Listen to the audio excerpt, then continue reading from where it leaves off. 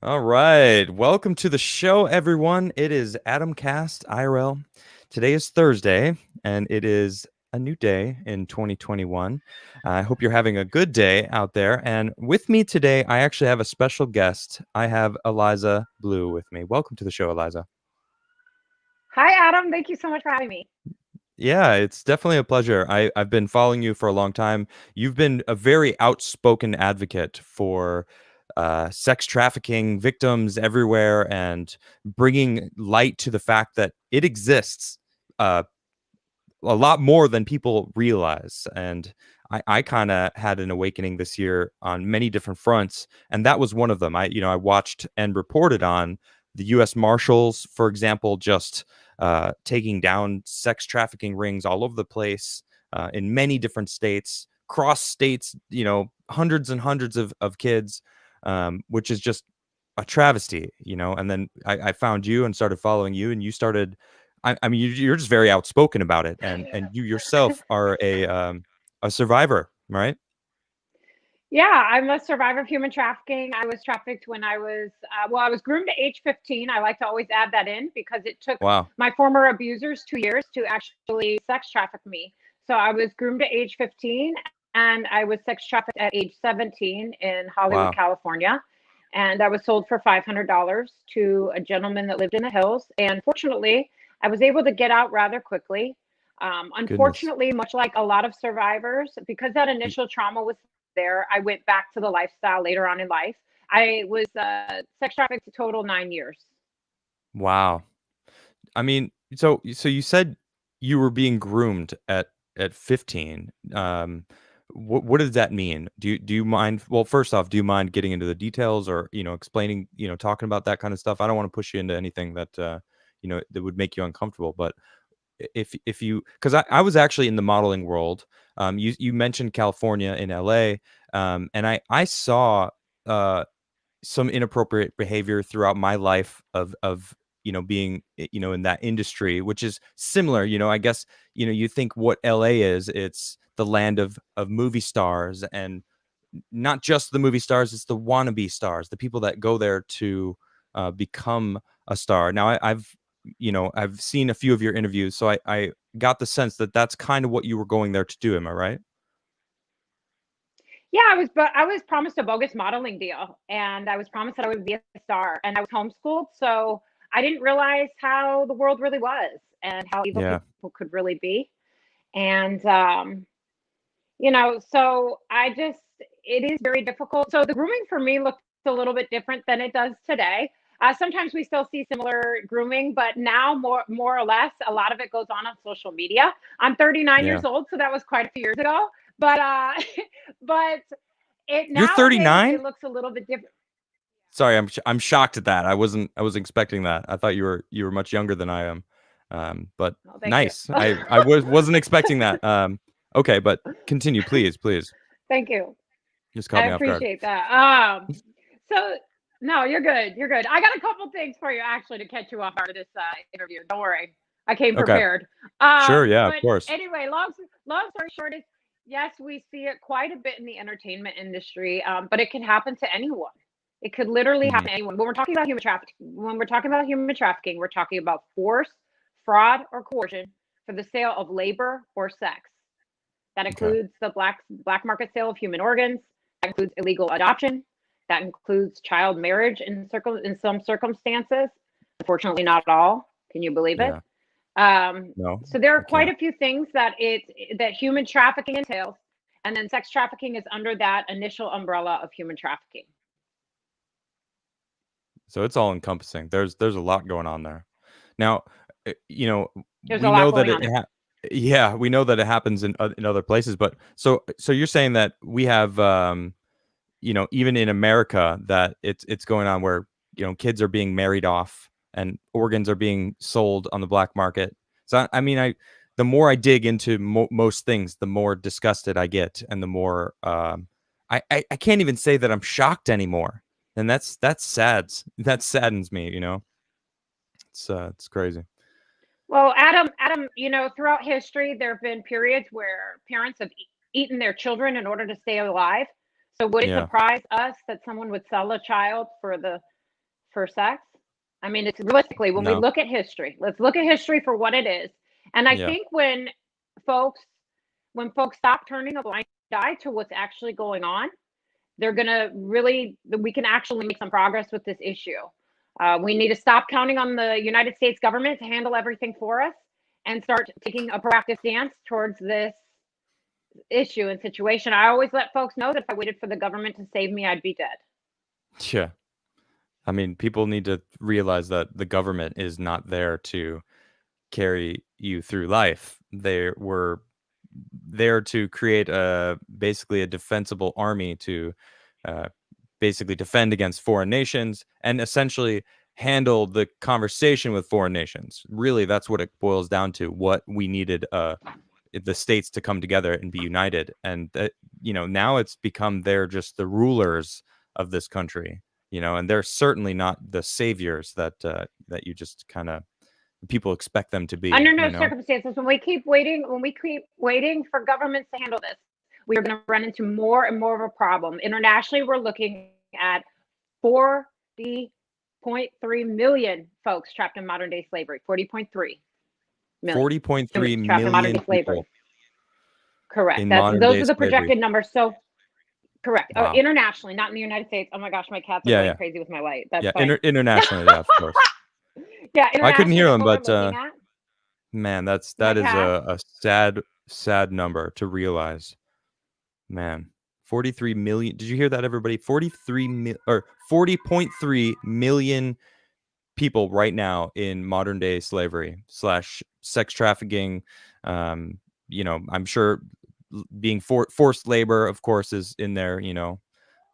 My goodness, that's nuts. Where do those numbers come from? It's really, really difficult to get these numbers. It kind of depends on different organizations pulling their databases. We also have the National Human Trafficking Hotline. That specific statistic is on the National Human Trafficking Hotline here in the United States. Yeah. So what changed for you when you let's see, you said that you went back and you were actually Mhm. in this I'm going to call it a system for 9 years. And Yes. what helped you get out of it? Was it something that you did? You said the government didn't. If you would have waited for the government, it wouldn't have. Was it someone that helped you get out, or did you do it yourself? Like, tell us the story there. Yeah, I love telling this part of the story. The other part's not so fun to tell, but I love telling this part. I was Okay. watching YouTube, believe it or not. I was watching YouTube and I came across a survivor. Her name is Annie. And I've since been able to connect with this survivor, and it's been so incredible. Total full circle moment in my life. And I was Yeah. watching her, and she was telling her experience. And I started to connect it. She started to put words to my experience. And I decided to reach out for help. So I sent an organization an email and they responded very quickly. And I had an advocate right away. And they came and moved me out of my place in the middle of the night in Chicago. I went to That's a safe house 3 states away. that's awesome. Can you give a shout out to this organization, because it sounds like an incredible place that was able to help you out? What was the name of that place? I would love, I would You love to can't you shout can't them do it. out, but I always let folks know that when I left the game, my traffickers lost a lot of money. So therefore, much like in my circumstance now as an advocate, we are Yeah. at a high risk. My traffickers are very organized and Really? are still trying. Definitely, definitely, 100%. Wow. They're no joke. So folks a lot of times ask me questions like, how come I've never pressed charges? And it gets really dicey. It's really scary. I'm a very strong. I would consider myself a pretty strong woman, but I am terrified that they would kill myself, my family, or people that I care about. That's how organized they Wow. are. It's wild, right? Now, I mean, you tweeted out, I think it was about a month ago, that they still follow you on Twitter Yes. and they still even message you. Is that correct? That's Actually, no. The crazy. latest message, the latest direct message that I got from my former abuser was on Instagram. So they still watch my social media. Yeah. They still are trying to get me to come back. Uh, and Wow. it, yeah, it's pretty scary, but um, I just keep moving forward. and I'm grateful that this year, so let's back it up a little bit. So I wasn't a Go ahead. public survivor leader, and yeah, Okay. sorry, Adam. No, Anyway, that's my fine. You lead the way my here. best It's fine. Adam, so my best friend and I always say your name differently. So we Oh always yeah. say like Adam, we'll be like Adam, we'll just call you Crigler or Creepler or whatever version of your last name that we can Yeah. get. It's hilarious. That's okay. I mean, okay, cool. We've been, having fun at your expense. But Well, I say it Crigler, but you can say it however you want. It's fine. Wait, and wait, so my goal, which is the way you say it? we have a lot of different versions, and I don't know if any of them are. I'll tell you off camera. Anyway, Okay. Sure. because I couldn't say your last name at first. It's a long story. Anyway, so I wasn't a public survivor leader until Right. April of 2020. I did my first public interview as a survivor for the Daily Wire, Yeah. and that was really just out of necessity. I was contacting different journalists in anticipation of the COVID-19 lockdown. We were already seeing the COVID-19 lockdown, so I was reaching out to different journalists to let them know that this was the perfect storm for human Yeah. trafficking, and unfortunately, I was correct. So I was reaching out to different journalists, and Amanda from the Daily Wire asked me if I would mind going public. And for the first time, I decided to, not really because I wanted to necessarily, but because she said it would help get the story out. And I wanted to reach as many youth and parents as possible with the information. I knew that during the COVID-19 lockdowns, that while folks were stuck at home, while children were stuck at home with nothing to do, that it would Yeah. be a breeding ground for predators and pedophiles, traffickers to contact children. And under no circumstances did I want to see that happen. I wanted to beat them to the punch. So I went public, and since then it's been kind of wild, Adam. It has. Yeah. Good for you though. Because who knows that there's that, person out there that was where you were when you found Annie, right? Was her name? On YouTube Yeah. to give you the strength to reach out for help, to pull you out of the situation you were in. So the more people like you stand up and speak out for the things that are going on, the more power you're going to give to the people that need that help, that power, to see someone like yourself that, you know, pulled yourself out, because you found somebody. And now um, I can only hope that because you're standing out and being so outspoken, and even you've enlightened me on many things, and I've spoken out about this kind of stuff now. So it's like, through your light, I'm also now speaking out, because I relay facts that you lay down some serious facts, and it's some, I've learned some pretty it's a dark world out there, and it's pretty crazy to know some of the stuff that you talk about. And more people need to realize how dark it can be out there. So good for you for standing out. It's amazing. Yeah. Thanks. So I mean, I I wasn't well, expecting it. It's not what I wanted because I know that my former abusers are out there. So that's kind of one of the reasons why I just tried to lay low. That's yeah, actually pretty much the main reason. And I also, believe it or not, Adam, I didn't think I had much to say. And I thought I was yeah, really stupid. That's the truth. I thought I was really stupid. But you have to remember that my former abusers instilled this thing in me where I was stupid. I didn't finish. I don't have a GED. There's a lot of things that maybe on paper I don't have going for me, and they really played off yeah, those vulnerabilities. So they always told me that I was only worth my looks, that I was stupid, and that's kind of one of the other reasons I know never spoke out before, is because I was really made to feel like I had nothing to say. yeah. So it's been a really incredible, heartwarming experience because I've had the opportunity to connect with survivors literally all around the world. Now I've had an opportunity to serve hundreds of survivors in 6 countries. It's been an absolutely incredible experience. Of course, I teamed up That's with the great. Epstein survivors as a part of Victims Refuse Silence, and we're just hitting it full steam. We're just hitting Yeah. it full steam. Well, and it's needed now more than ever, because you mentioned, the lockdowns are the breeding ground for this kind of stuff to happen. And there was an uptick, a serious uptick in trafficking. And I've noticed that because when I was on the Timcast show, like we were constantly, you know, sifting through the news, and that was one of the things that kept popping up, is that human trafficking was a thing. And the whole Q thing, whatever, the movement aside, I'm not talking about the political side of it. They were very much advocates of sex trafficking victims, and that there's a big ring out there that Adam, people don't want to talk Adam, about. Adam, Go ahead, Adam, cut me I'm off. gonna I'm gonna push back on you a little bit there. I'm gonna push back Go on you a ahead. little bit there. Sure, sure, Um, sure. I, that hasn't necessarily been my experience. Of My what? experience is Which there's been a part? lot of with that group. My experience with that group has been there's been a lot of misinformation spread, and Okay. advocates like myself, survivors like myself, have stepped forward and asked them to please only post accurate information. And this is coming Ah, with someone that works directly. I work directly with the survivors. So I also have been an advocate for many years, and I'm a survivor as well.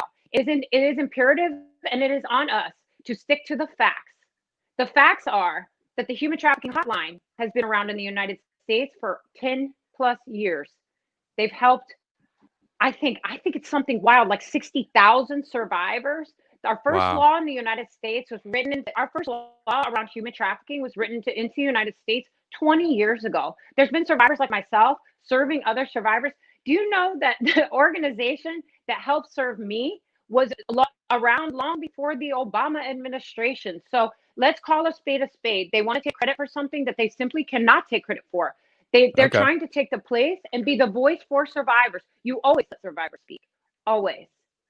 Okay.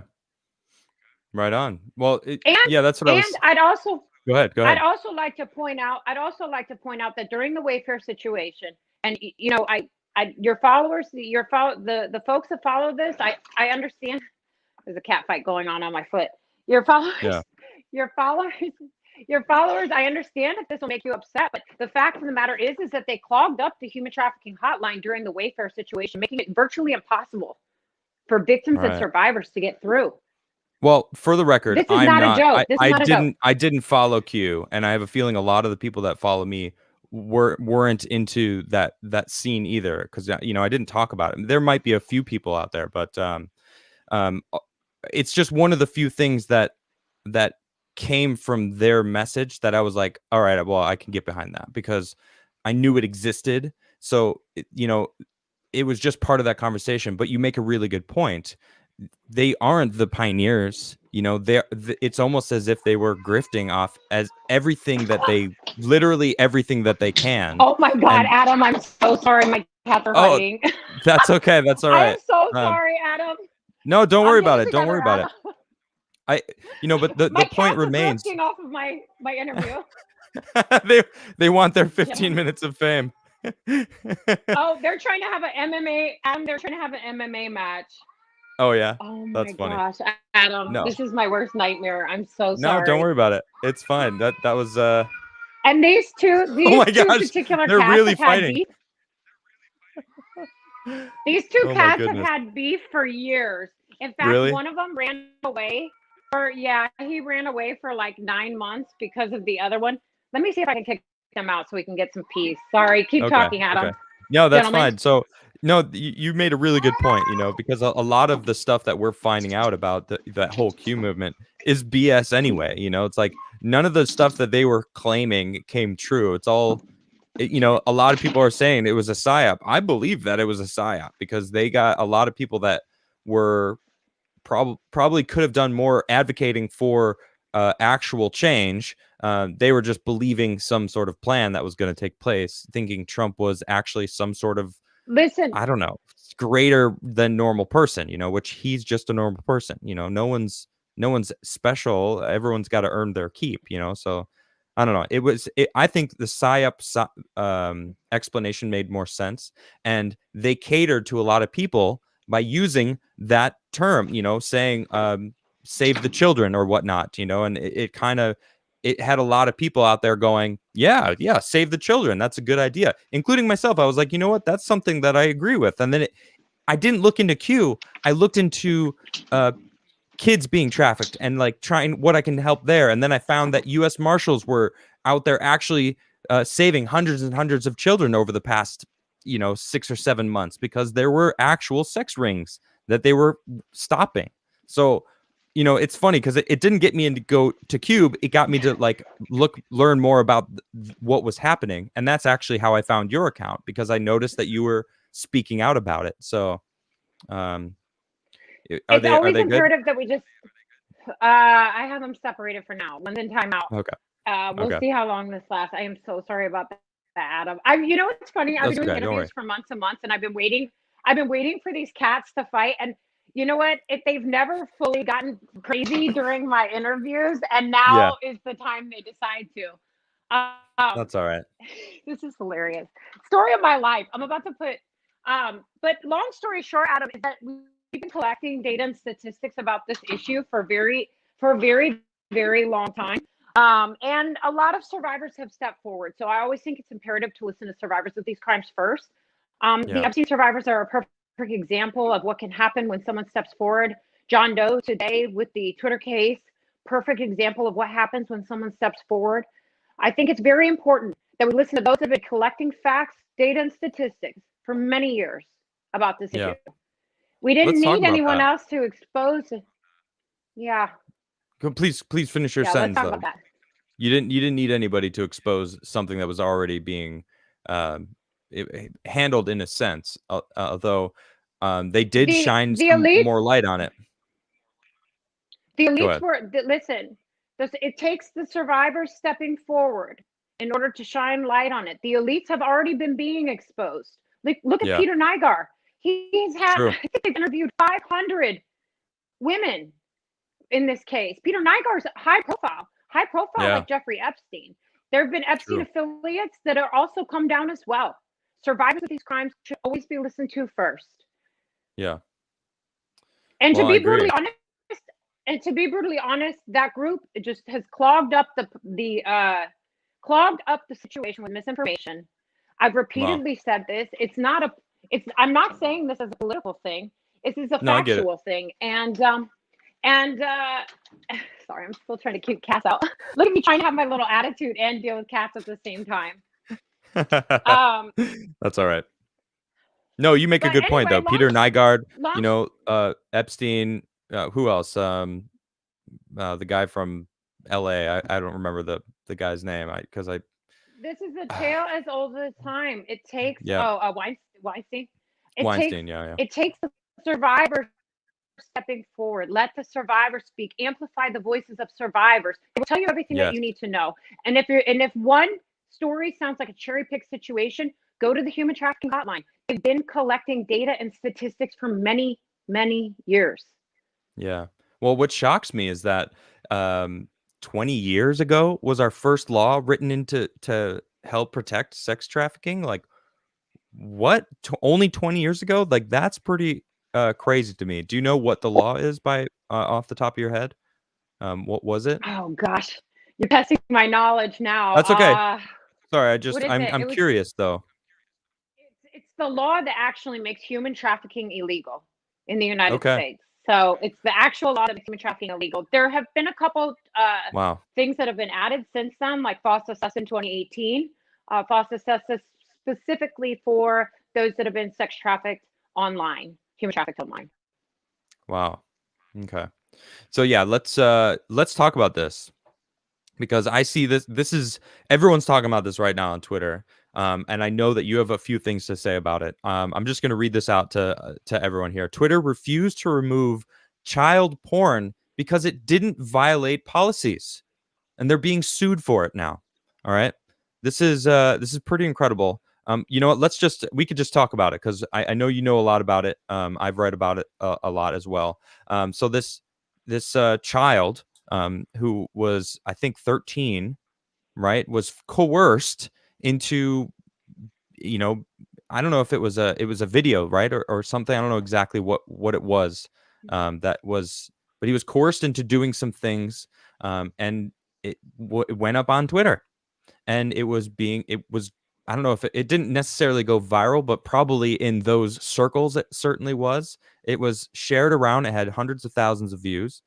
Um, and he actually went to Twitter and said, I am underage. I was trafficked." And they were like, it didn't violate any of our policies. So we're not going to take it down. Did I sum it up fairly decently?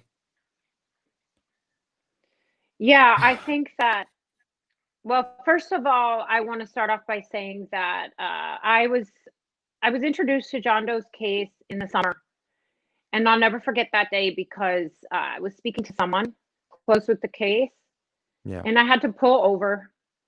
Uh, I think when you hear the numbers, um, that child's sexual abuse was watched 160,000 times on Twitter. It's disgusting. Um, I've had a couple videos go kind of viral on Twitter, and I have never reached 160,000 views. Yeah. John Doe found out that his abuse was going viral on Twitter because his classmates told him.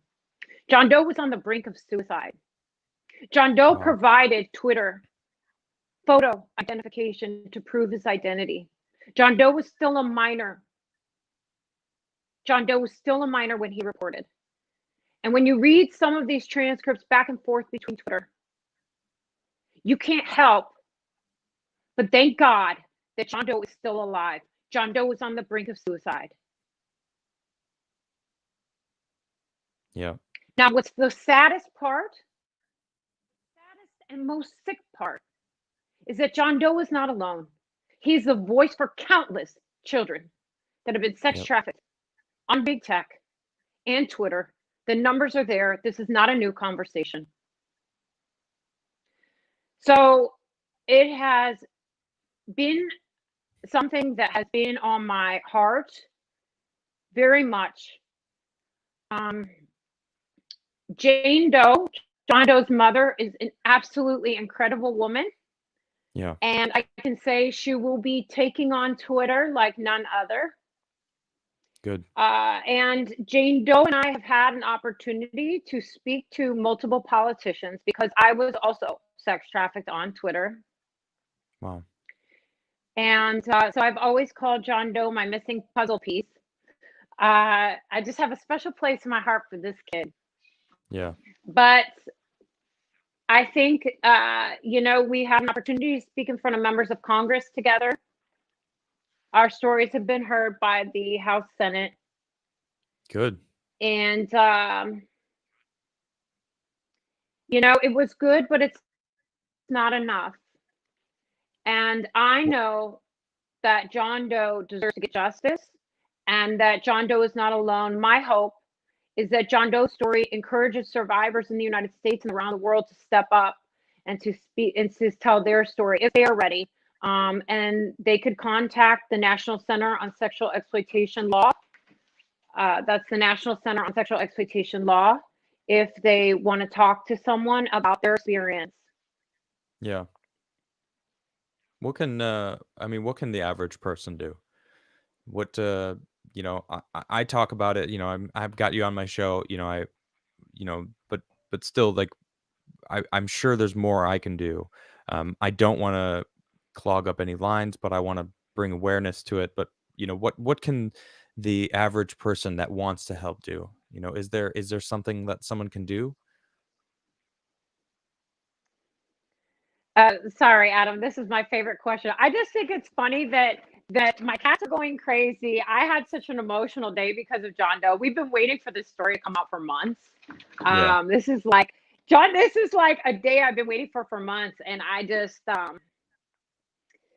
just want to thank everyone that shared this story, whether or not you have a big platform. It definitely means a lot to me, and I know somewhere it means a lot to John Doe. So I Yeah. apologize. I've just been so emotional all day, which I'm never normally emotional in interviews. But this That's okay. case, man, this kid, he's so brave. It's like Yeah. wild. You know what I mean? Like I wish I had half the bravery of John Doe. It's wild. But Yeah. yeah, I love the So you question. said Thank it you for though. Sharing stuff like this to let people know that it exists, to be aware of yeah, it. so now my cats are fighting from underneath the door. This is unbelievable, Adam. You're never gonna have me on as a guest. Your next guest you're gonna have on is my cat. Yeah. Pinky, go Someone find some business. someone just said in the chat that Twitter paid your cats to fight. the the cat Seriously, that the sounds cats about are brought right. to you by Jack Dorsey. Oh, that's I might have a little DM coming for Jack Dorsey later because I haven't hit him up in a while, and I want to see what he has to say about this about John Doe. I've been waiting. I've been sitting on that one. yeah. Anyway, the best ways to get involved. I'm so sorry for all the distractions. The best ways to get involved are to find out your local organizations that are serving survivors. Research those organizations and volunteer your time, talent, or treasure. Yeah. The podcast space has been amazing and very welcoming to me, and I'm so appreciative of that because it's really helped to amplify the message at a time when we can all use sort of a bipartisan issue to all get behind. Human trafficking is a human rights violation every single time, as we know, and it Absolutely. is completely a bipartisan issue. So this is definitely something we can all rally behind. So you look for your local organization. If there isn't one in your area, think about starting one. Use your time, talent, and treasure. So if you have a special skill, use it for the movement. If you cut hair, call up your local survivor safe house. Ask if survivors or advocates need a free haircut. Or when they do a fundraising event, raffle off some haircuts as a fundraising event for your salon. If you are a carpenter, call your local safe house. See if they need help with something. If you have extra money, see what they need. It's winter time. Survivors need coats. Yeah. If you have an apartment complex, work with your local safe house, see if a survivor is ready to transition to long-term aftercare, and see if you can give them an apartment for a year for free. These are all ways that you can get involved without spending too much time, without giving too much money, and then also Yeah. getting educated. Oh my gosh, these cats are all getting, you cats That's will all be, right. No, it's interesting because you mentioned get to know your local you know safe place for these trafficked victims, and even someone responded. They asked, I'm up in Canada, I'm a trucker, like what can I do? And sure so enough, Canada, there's a Canadian trucker like group specifically for that, and they were like, wow, I'm gonna go become a part of it. So you'd be surprised, people out there, how many groups there are that may be local, but they're out there. You just reach out and see what you can do to help them. It's pretty amazing. yeah, so I always let folks know, like, they don't need to come to me. They don't need to come to my Twitter page. They can enter the movement the exact same way that I did, which is by Googling. I Googled. It's the That's way what of I the did. When future. I moved to a new area, I Googled. I Googled Yeah. where the organization was. And then after I volunteered for the organization, the local organization, for a while, then they sent me to become a certified survivor advocate in 2 states. I always recommend that anyone that's getting prepared to work with survivors gets a background check and also becomes fully equipped to be a survivor advocate. Yeah. That's something that we require here. Different states have different rules, and different organizations have different rules. I will let you know that this is not an easy thing to jump into, and you could encounter some of the most terrifying, traumatizing things of your life. So there might be a different way that you can serve survivors without having direct contact with survivors. Yeah. Thank I you. mean, you could see how, listen, Adam, you could see how much John Doe's affected me. And I've known this story inside and out and the whole situation. I've walked with them the entire way. Basically, I'm Yeah. not the entire way, but just about. It was when I stepped forward and started talking about my experience with being trafficked on Twitter that I got in kind of collaboration with the John Doe story. But you can see, I mean, I'm crying today. I've been um I don't want to say a mess, but I've been kind of messy today because it's just Yeah. so much pain involved in this situation that so that's the toll that it does take on people. And that's why if you don't think maybe you're ready for it, or if you just want to kind of dip your toes in the pond, there's a million ways. I always say whatever your skill is, we need it. I Yeah. especially in 2020 and late 2020 and in 2021 have asked folks in tech, clearly Twitter, YouTube, Facebook have, and Pornhub, and the list goes on, have a child sexual abuse material problem. We need this child sexual abuse material taken off the internet. During the COVID Yeah. 19 lockdowns, we've seen 126% increase in reported child sexual abuse material to the National Center for Missing and Exploited Children. Those numbers were verified by the White House. So take what the numbers were in 2019 Yeah. and up them by 126%. We're talking images and videos in Wow. the billions. We're talking That's nuts. billions. So we need tech to get involved, which is one of the reasons why I made a public statement towards Elon Musk and have done a lot of other wild things just asking for help. We need help from tech. Yeah, yeah. So tell me about that. I saw you were speaking at I don't know what the event was, but you were talking about Elon. What's going on with Elon? What why Elon Musk? That's a really good question. There's a couple reasons Elon Musk. Number one, he's not affiliated with the government. I can't sit around and wait for the government to take care of his problems, so I'm going to reach straight to the top. He's the richest man in the world. He's probably one of the most intelligent men in the world, debatably. And if he's not the most intelligent, he has access to the most intelligent. I need help with that True. artificial intelligence. We need that human centered artificial intelligence, and he has all the capability in the world to help me. This problem that we're dealing with the child sexual abuse material and the human trafficking online is Yeah. so wild and so big. I needed to go straight to the top. If Elon can't help me, at least I'll try to find someone else that can. But I will go straight to the top. And also, I need to find someone that big tech would fear. I need to find someone that when abusers and pedos and these traffickers hear the name Elon Musk is working on this problem, I want them to be like, "Dang, this is Mm. no joke." So yeah, I Yeah. went straight to the top. As far as me speaking at the Tesla event, that was an event with Miles Through Time.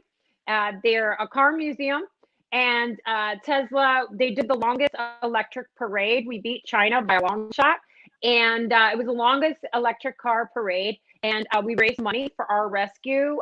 They serve survivors in the United States and around the world, predominantly children internationally. Yeah. They do an amazing job. Tim Ballard's like goat. Um, and we raised $10,000 for them in the middle of a global pandemic. So once I saw the Tesla community rallying behind just me as a person and other survivors and really wanting to get involved, I sort of ran with it. And I also had a couple opportunities just with different journalists to sort of get the message out to Elon Musk because I had no real direct contact. Yeah, yeah. Yeah, Elon Musk is, he keeps coming out with things that he seems to have like a good heart as far as trying to help humanity. Like even today, he just tweeted out that he's going to give $100 million to the person who comes up with the best carbon. Um, I don't remember exactly what the term is, but basically like some sort of carbon catch to help curb the amount of carbon that is being pushed into the air, which is cool. It's clearly he sees that that's a problem, and clearly this is a problem with human society right now. Oh, I probably for all time, and we're living in an era where the internet has become such a prominent part of things. And you mentioned actually there was a new law that I don't know if it was 2018. You said that basically is specifically for trafficked victims from being online, which is a great thing that these things are being put into place. I'll be honest though, I am a little nervous at this whole new administration because it feels like they're trying to backtrack and change the way things are. He did a statement yesterday about how children need to be able to understand that they can go into any bathroom if they feel, and I'm not knocking the anyone who has it, whatever they feel their gender is, but the way that they're going about it, it feels like they're trying to normalize things that shouldn't be normalized. Um, and I'm trying to figure out how to sum this up very, very neatly because it's a messy subject, and I think it coincides a lot with what we're talking about, um, and it goes back to kind of the people that fall into it in the modeling industry promised to be Mm. a big star and promised big things so that they do things because they think it's going to help them get there when in reality it's just them being manipulated, and that's the core of it. It's young kids being manipulated into things that they shouldn't be manipulated, and it's child abuse, and it's wrong on many levels. And I see a lot of it being an issue with the way this new movement is because they don't understand the damage it's doing to, a young child's mind. And I fear for that. I fear for that. Well, I don't Adam, know we don't how you know feel about quite that. yet. Adam, we're only one day into the new administration, so let's give them some time. True, true. Yeah, yeah, And of course. as far as that, yeah, so as far as those things go, I'll say this. Hmm. We've been adapting as a movement to pedophiles, traffickers, and predators for a very long time. And we will Yeah. adapt to a move, we'll adapt to, with the movement under this new administration. Whatever's thrown our way, whatever comes and goes, we will continue to adapt because the children and those that are being trafficked for labor and sex deserve it. So we will adapt. I've seen some things this year in 2020, pardon me, in 2020, I never thought I'd see the use of Like deepfake technology to recreate sexual assault to be it's called girls do porn. There's a case called girls do porn using deepfake technology to recreate sexual assault. I never thought I'd see this. This is a new form of tracking. So we adapt and we get smarter, but we have to have more passion and more fire than the traffickers and predators and pedophiles, all of them. wow. Have more passion. That's it. We have to put more into it. So regardless of whatever happens during a Joe Biden administration, Biden Harris administration, we will adapt. We've been adapting Yeah. for years, and we will continue to do so. Wow. So what's next for I'm you? not waiting for the government, Adam. Adam, I'm not waiting for the government to handle this problem. I'm Yeah, not. you mentioned that, and it makes So sense. what is it? I mean, Yeah. So what's next for you? What's your what's your goal, near and far? Obviously, to end all trafficking would be the end game goal, but what's next for Eliza?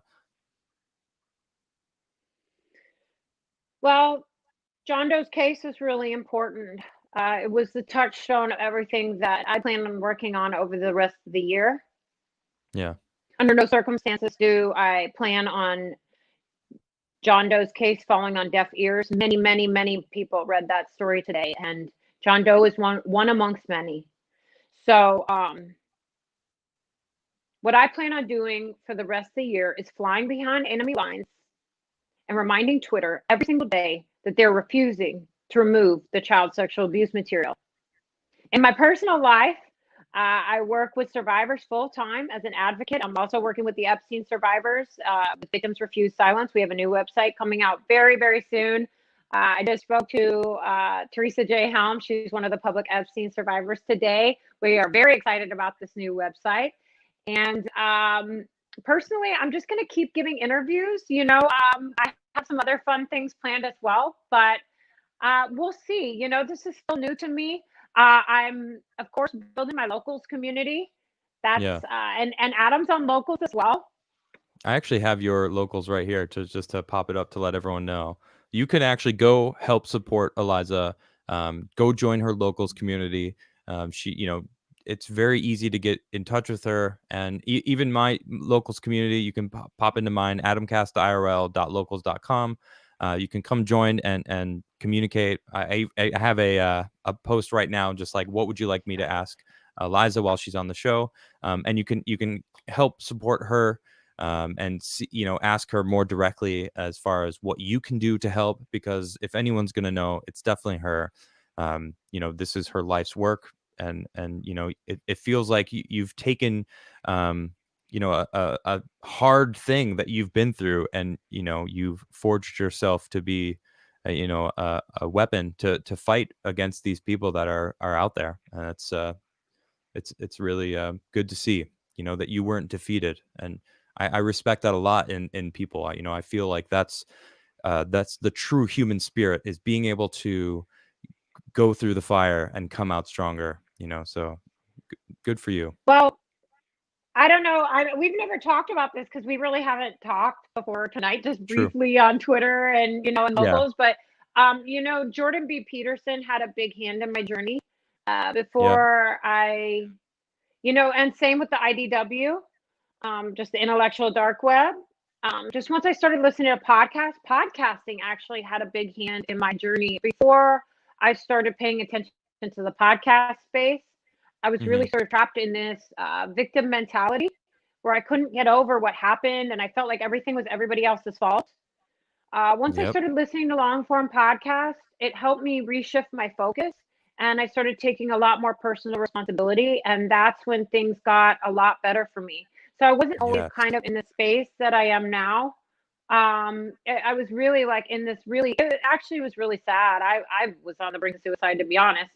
Um, but by the grace of God, that didn't happen. And so it's been really amazing, but I owe a lot to the podcast space. And one other thing that I always let folks know, and I don't really get an opportunity to say this much in interviews, but when I'm triggered, and I hate that word triggered, but when I'm triggered or upset about something, I turn on a long form podcast, and I think of it as changing the channel in my brain. Hmm. So if I'm triggered, I'm obsessed with something, I'm thinking so much about the past, I turn on a long form podcast or a show like yours, and I can really refocus and reshift where my brain is at and think Yeah. about what the folks in the podcast are talking about. So that's one thing that's been really, really helpful and healing for me Yeah. along my journey, and I'm really grateful for that. No, that's fantastic.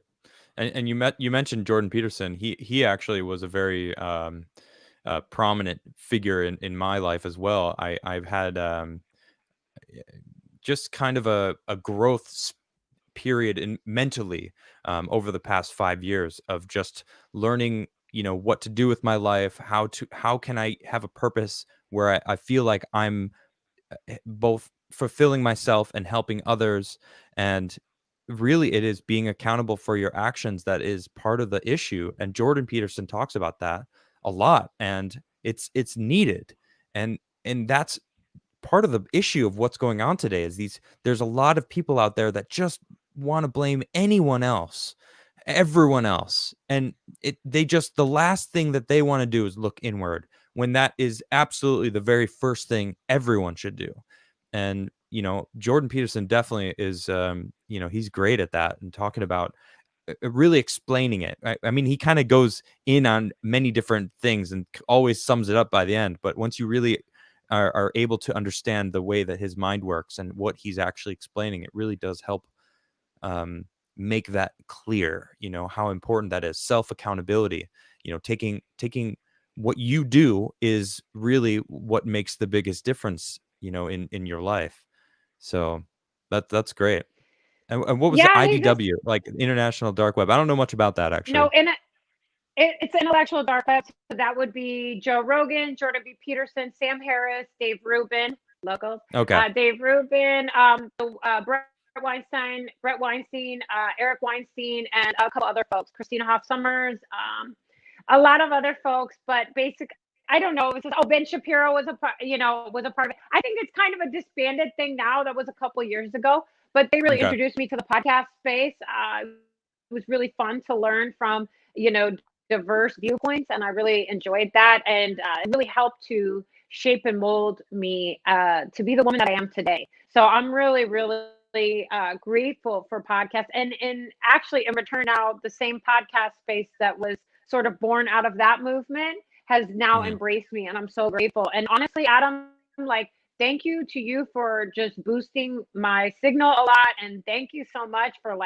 because your fans are very loyal, Adam, and they've been Yes, very they are. receptive to me, and I really appreciate. I shouldn't say fans. I hate the word fan. Followers or observers. I like the word observer, but Yeah, yeah. Thank your you. observers have been very kind to me. You've been very kind to me, and I appreciate it so much because every single time someone retweets anything like the human trafficking hotline or information Yeah. about trafficking, we get the word out there and we stop promoting myths and start promoting facts. Yep. Well, it's my pleasure. I see this as a very pressing, important issue. Um, I actually have never said this to anyone else publicly before, but I was almost a victim myself. When I was 5 or 6, I think I was 6 years old. My bus driver, it was a newer school, and this bus driver was trying to get me to go to Six Flags with him. And I told my stepmom, like, this is like, this guy wants me to go to Six Flags with him. And she's like, what? Like, that's weird. Turns out he was a convicted child offender, or, a sex offender in a different state. And he lied on his application. So this was actually like this dude trying to, you know, pull me into the system, and it, I don't think about that often, but how often does that happen to people? And it almost happened to me. And I was grateful that I had someone that was, called the police. The dude got fired and arrested, and hopefully Mm. no one else, never hurt another person. But, it's just, so this is something that, I, it's near and dear to me because I want to help everyone that I can. And I see that in you. And I'm very drawn to people that are trying to help others. So it's my pleasure, to help you and boost your message, because I know how important it is. So Thank you, yeah. and I thank you for sharing that. I'm really grateful that nothing happened, and I think a lot of times when men are abused, men and boys are abused, it's very difficult to speak out, and just from you being in the modeling industry, those types of things happen very frequently. And I know Yep. that this conversation today will probably affect some folks in a different way if you've experienced past or recent trauma. And I want you to know that no matter where you're at, if you've experienced past or recent trauma, you can reach out to one of the hotlines. You can reach out to the sexual assault hotline. Even if you've experienced incest from a very long time ago, you can reach out to the domestic violence hotline or the human trafficking hotline. All of these hotlines work 24 hours a day, 7 days a week, 365 days a year. They have 200 plus languages available, and they will assess your needs if you've been affected by this topic today. They will assess your needs and help connect you with resources in your area, and you'll speak to an advocate just like me. Um, so please, if this conversation's affected you in any way, please reach out for help. There are a lot of folks out there that care about you and love you very much. I agree with that. I'm just going to pop up your locals page again. It's Okay. eliza.locals.com. Please go join your community, and especially if you're looking for help, if you're looking for someone just like her, because she herself, found somebody online, and that helped her, pull her out of her situation. So if you need help, reach out to, the hotlines are there. There's places that exist that are there for you, to be there for you. And they reached out to you right away. You said you emailed them and they were right there for you, right? Well, I'm not going to lie. The calls to human trafficking hotline have been up 40% in the last year. So it is more difficult. But when you reach out to an organization, you have to be very aggressive in your own healing as a survivor. Always let survivors know that you have to be very aggressive in your own healing, but it's worth it. Trust me, it's so worth it. And I always let survivors know that that moment that I was sending that email to that organization, I felt like I was so weak. I mean, you want to talk about hopeless, Adam. I was like the walking dead. I was legit the walking dead. I had been dead for a very long time. And in Yeah. my soul, my spirit was dead. You know what I mean? I was alive, but I was very dead. And I felt like I'd never have anything to offer the world. And I didn't realize that like sending that email was the strongest moment I ever had in my whole life.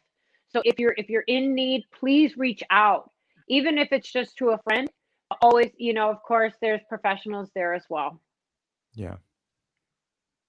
Well, thank you for doing what you're doing, because Yeah. you said it. This is not a partisan issue. This is not political.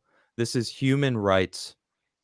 Everyone has the right to be free, and not be manipulated and trafficked and raped, and any of the things that are involved in being a slave to someone else. No one should be that way. Not now, not ever. And thank you, because it's people like you being out there, being so outspoken about it. And uh, I hesitate on the word aggressively, because it's not, that doesn't sum it up right. But you're strongly advocating for it, and that's what we need. We can't just be like, oh, it exists, so that sucks. It's like, yeah, okay, and then it's one other thing to talk about it, but then it's another thing to, I mean, you're quite vicious on Twitter, against Twitter, on Twitter. It's you don't hold your punches at all, and that's good. It's someone needs to do it, so I commend you for that. I mean, honestly, I could care less what Twitter thinks about me. My reputation is much better than theirs Clearly. at this point. They're disgusting. They're disgusting. We've had multiple meetings. I've sat in meetings and talked to them the exact same way that I'm talking to you now. Yeah. I've had many meetings with them. I mean, they offered to hire me and put me on trust and safety, and I said no because I don't want money that was made off of child sexual abuse material. No.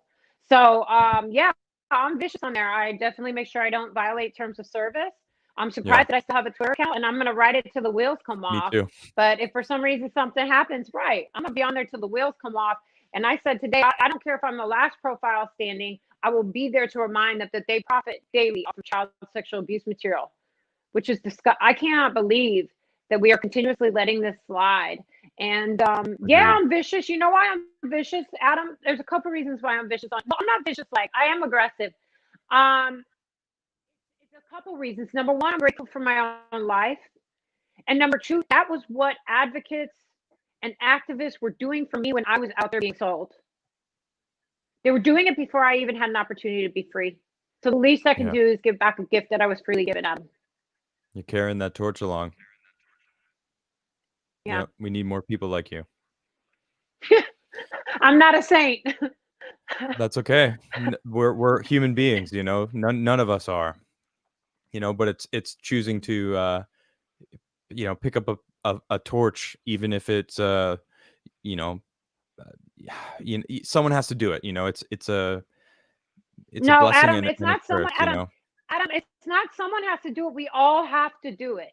It's Good not point. someone. We can't wait. We can't sit around and True. wait for True. Eliza Bleu to do it because what if I lose my Twitter account? We all have to do it all the time. I'm not saying you have to Yep. turn your Twitter account into my Twitter account. I'm just saying stay on it. Stay on it. Yep. Well, I'm doing what I can for sure. Thanks, All right, Adam. let's of course. Let's got a lot of super chats to get into. Let's get into them. Daniel says, I've heard you talking about alternative energy. One that is ignored is filter cake. It's the byproduct of activated sludge sewage treatment. Combine that with Tesla battery tech and boom, unlimited fuel. I don't know about that, but interesting. I'll check that out. Minion says, true and under pressure. Also, the name is Minion. I've been mispronouncing this name for many, many weeks now. Thank you, Minion. I now know how to say your name. DJ Zeno says, we need a dating website for conservatives and centrists, or just go into real world, because that's where most conservatives are, I think. I'm Debo D Bolgod. I'm a stepfather of a 14-year-old girl. What should I look out for to try to keep her safe? I know what I think I should look into, but I'd like to hear your opinions on it. What would you say, Eliza? Yeah, so actually, the United States government has the Blue campaign. The Blue campaign has some great materials for parents out there. Also, the Human Trafficking Hotline website also has some great material for parents out there. The number one thing that you should look for as a parent is be more active on your children's social media than they are. I mean, it's going to sound horrible, but you got to spy a little bit. You got to be very active in your children's life. I say talk to your children, meet your children where they're at, and speak to them in a way that they will understand, but keep it all the way real with them. This includes children with special needs. Children with special needs are at a higher risk and children that are on the spectrum are at a higher risk to be trafficked because they cannot put words to the experience that's happened to them. So make sure you speak to your kids very, very regularly and stay very active in your children's life, especially their online life. And if you think your children's not smart enough to use, some type of weird like incognito VPN, you're crazy. They know how to use it. Mm-hmm. Very well put. It's kind of where I was going with. It is imperative that you are part of your kids' lives. You don't have to be best friends, but be their parent, be close to what they're doing, understand what they're doing, talk about things that you think that they should know about. Be open and honest with them. Kids know, like I taught young kids for skateboarding for a long time. They knew, and I've got 48 cousins. Like I've got a massive family. So I've always been around young kids, and they can tell when an adult is talking to them like a child. But when you talk to them like a Yeah. human being, they instantly connect with you because they're like, this person's talking to me like me. Like I'm a person deserving to be spoken to, not like a little child. So speak to them as if you're speaking to someone, you know, like a peer of yours, you know. So don't treat them like a child. Treat them with the respect that you would want treated unto you, you know. So I think that's part of it, you know. Connecting with them is about understanding how to talk to them. So, you know, your 14-year-old daughter, um, stepfather or not, you know, she's your daughter. You know, talk to her. You know, be honest with her. That is the most important thing, is being honest. Because as soon as you're not honest, that gives them the window to not be honest with you. I think it's a two-way street. You got to be honest. So that's I my always advice. I always let folks know too, to have another safe adult around that a child trusts. A safe adult could be somebody, you know, in a faith-based organization, or you know, somebody that you trust, that your children also trust in case something goes down. But I always let parents know it's better that they talk to them in advance, because by the time I meet your child, it's too late. By the time I True. meet your child, we're meeting in an emergency room after a sexual assault or human trafficking situation. You don't want your children to meet me. If we meet somewhere else along our journey, that would be great. But by the time your child meets an advocate, it's too late. Unless we're coming to speak at the school or something, you know, to give an awareness, or coming to speak at your faith-based group or something like that. You don't want your children to meet me. Yeah. Good point. Mini Stabber says Twitter enabled child porn to be circulated, ignoring the victims, saying it does not break their policy. Yeah, this was actually before we had the conversation about Twitter, but it is true. Yep. Mark G says look into UK Rochdale grooming gangs. Sargon has some videos on it. The lack of law enforcement crackdown on this type of crime is maddening. I don't know much about it, but I can imagine just from the name of the gang that would be sickening. DJ Cogdill says, do deep dives on Jean-Luc Brunel and Peter Nygaard. It's Epstein level 6 stuff, but people need to know what is going on in the world. You know, um, they've got a point, and this just makes me think of something. When are you going to start a podcast? Because, and I'm not saying that you turn your Twitter account into a podcast, because I'm sure you have other things that you could talk about, but having a platform yourself, because you're clearly are knowledgeable about all this stuff, and like talking about Peter Nygaard, and like how talking about you know, maybe giving other people a platform to, you know, talk to you, will give other people help. You seeing how you know, victims speak. You said let the victims speak. You know, that could almost be the name of your podcast, honestly. You know what I mean? When's it coming? We've discussed this at length. You know, back to that case, we were watching that case. That case was very unique, and we had been pushing for a long time for that to go down. France has a longer statute of limitation, so that was Okay. there was more of a loophole there. Yeah, there was more of an awesome loophole there. When that happened, that was a great day. I think we're going to see a lot more folks fall. I think it's very important to pay attention to these elites that are falling down, but it's also important to know what's going on in your backyard. I let folks know. Google your hometown or the closest city and see. Google human trafficking, and then you know your hometown or the city that you're close by. See what pops up. You will be amazed. You will be amazed. So back to the podcast question. I am strongly thinking about it, Adam. Should. That would be, yeah. I mean, like I said, I'm a new public survivor leader, but one of the, should I tell you what the idea is, and then you could tell me if it's trash?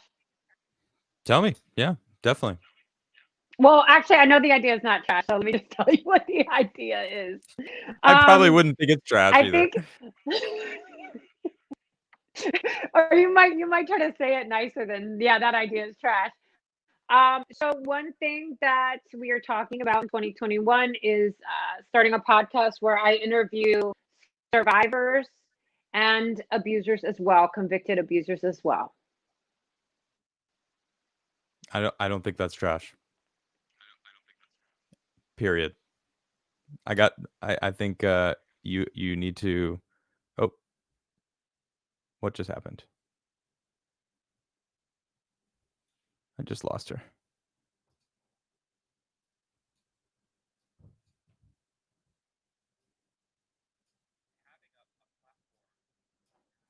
Give me a second, everybody.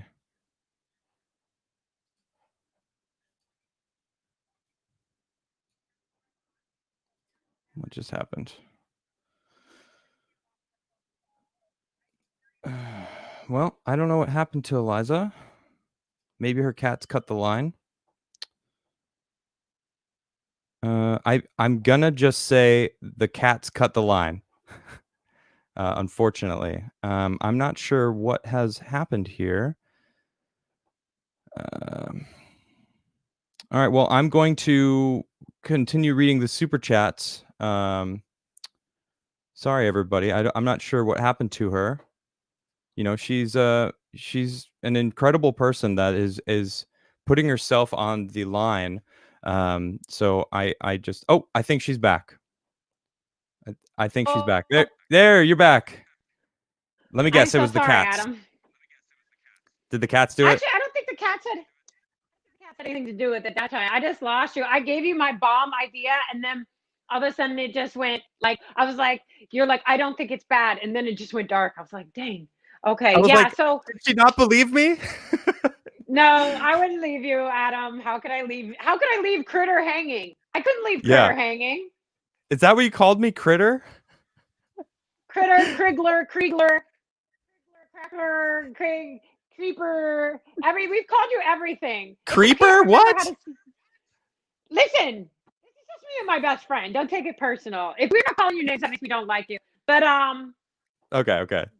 But no. So I want to do a podcast where I interview survivors and abusers as well, in an Yeah. effort to not to give them a platform, but in an effort to meet them where they're at, convicted Yeah. pedophiles and traffickers, meet them where they're at, and just try to dissect what brought them to the space in their life where they wanted to traffic or abuse children. I think when we stop um, acting like it's not a problem, and I feel like the fact that so I very much believe in Carl Jung's, the shadow, kind of like confronting your own shadow. Carl Jung Yeah. has this big thing about confronting your own shadow.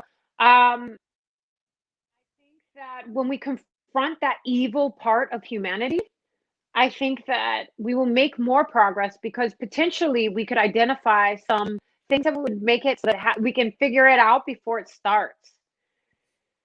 What led That's a good someone to point. become a human trafficker? Like, I would love to sit down with high profile abusers. I'm not Yeah. afraid to do it. Actually, I think it would be very fun for me personally, just to sort of Fun? have that conversation. Yeah. Absolutely, absolutely. Hmm. I actually, to be brutally honest, I would sit down and interview my own abusers if they were in prison. Right.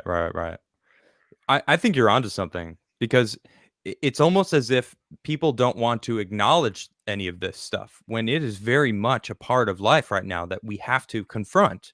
So eh, I think you're onto something, and you know, if you are strong enough to be able to do that, props first and foremost, because that takes a lot of for you to say and confirm it that it would be fun for you, because it's becoming something you're starting to understand how much it's important to understand the psychological side of what makes someone like that do stuff like that, because then we can understand why someone gets to that point.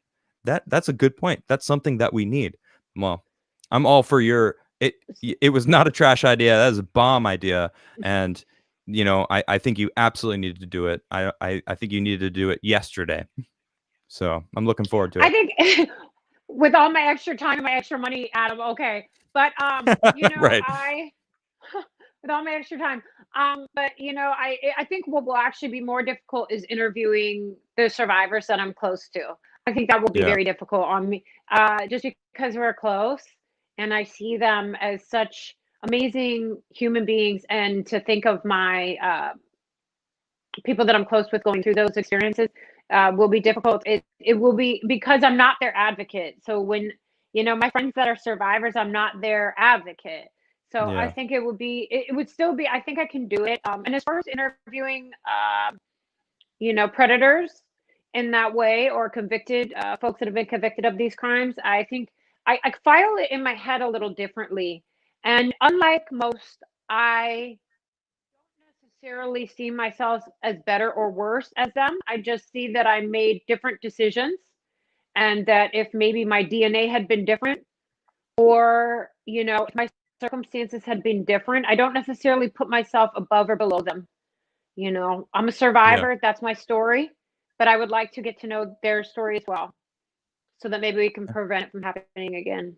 That's awesome. And if you're thinking about, if you're out there and you're thinking about telling your story, and just remember that you give power to others that are in that situation to help them get through it as well. So, Well, I let folks know that if they're thinking about sharing their story publicly, just to have a trained survivor advocate, or to at least have the hotline number there if they get triggered. It's not all that glitters is gold. You could spend a day on my Twitter profile. People come at me sideways. It's whatever whatever group wants to come at me that day. So yeah. it's not necessarily the most fun thing, and I would definitely recommend having a good, strong survivor advocate, or a connection with a local resource before you decide to go public. It can also be a very dangerous time as well. Yeah. Well, you said it.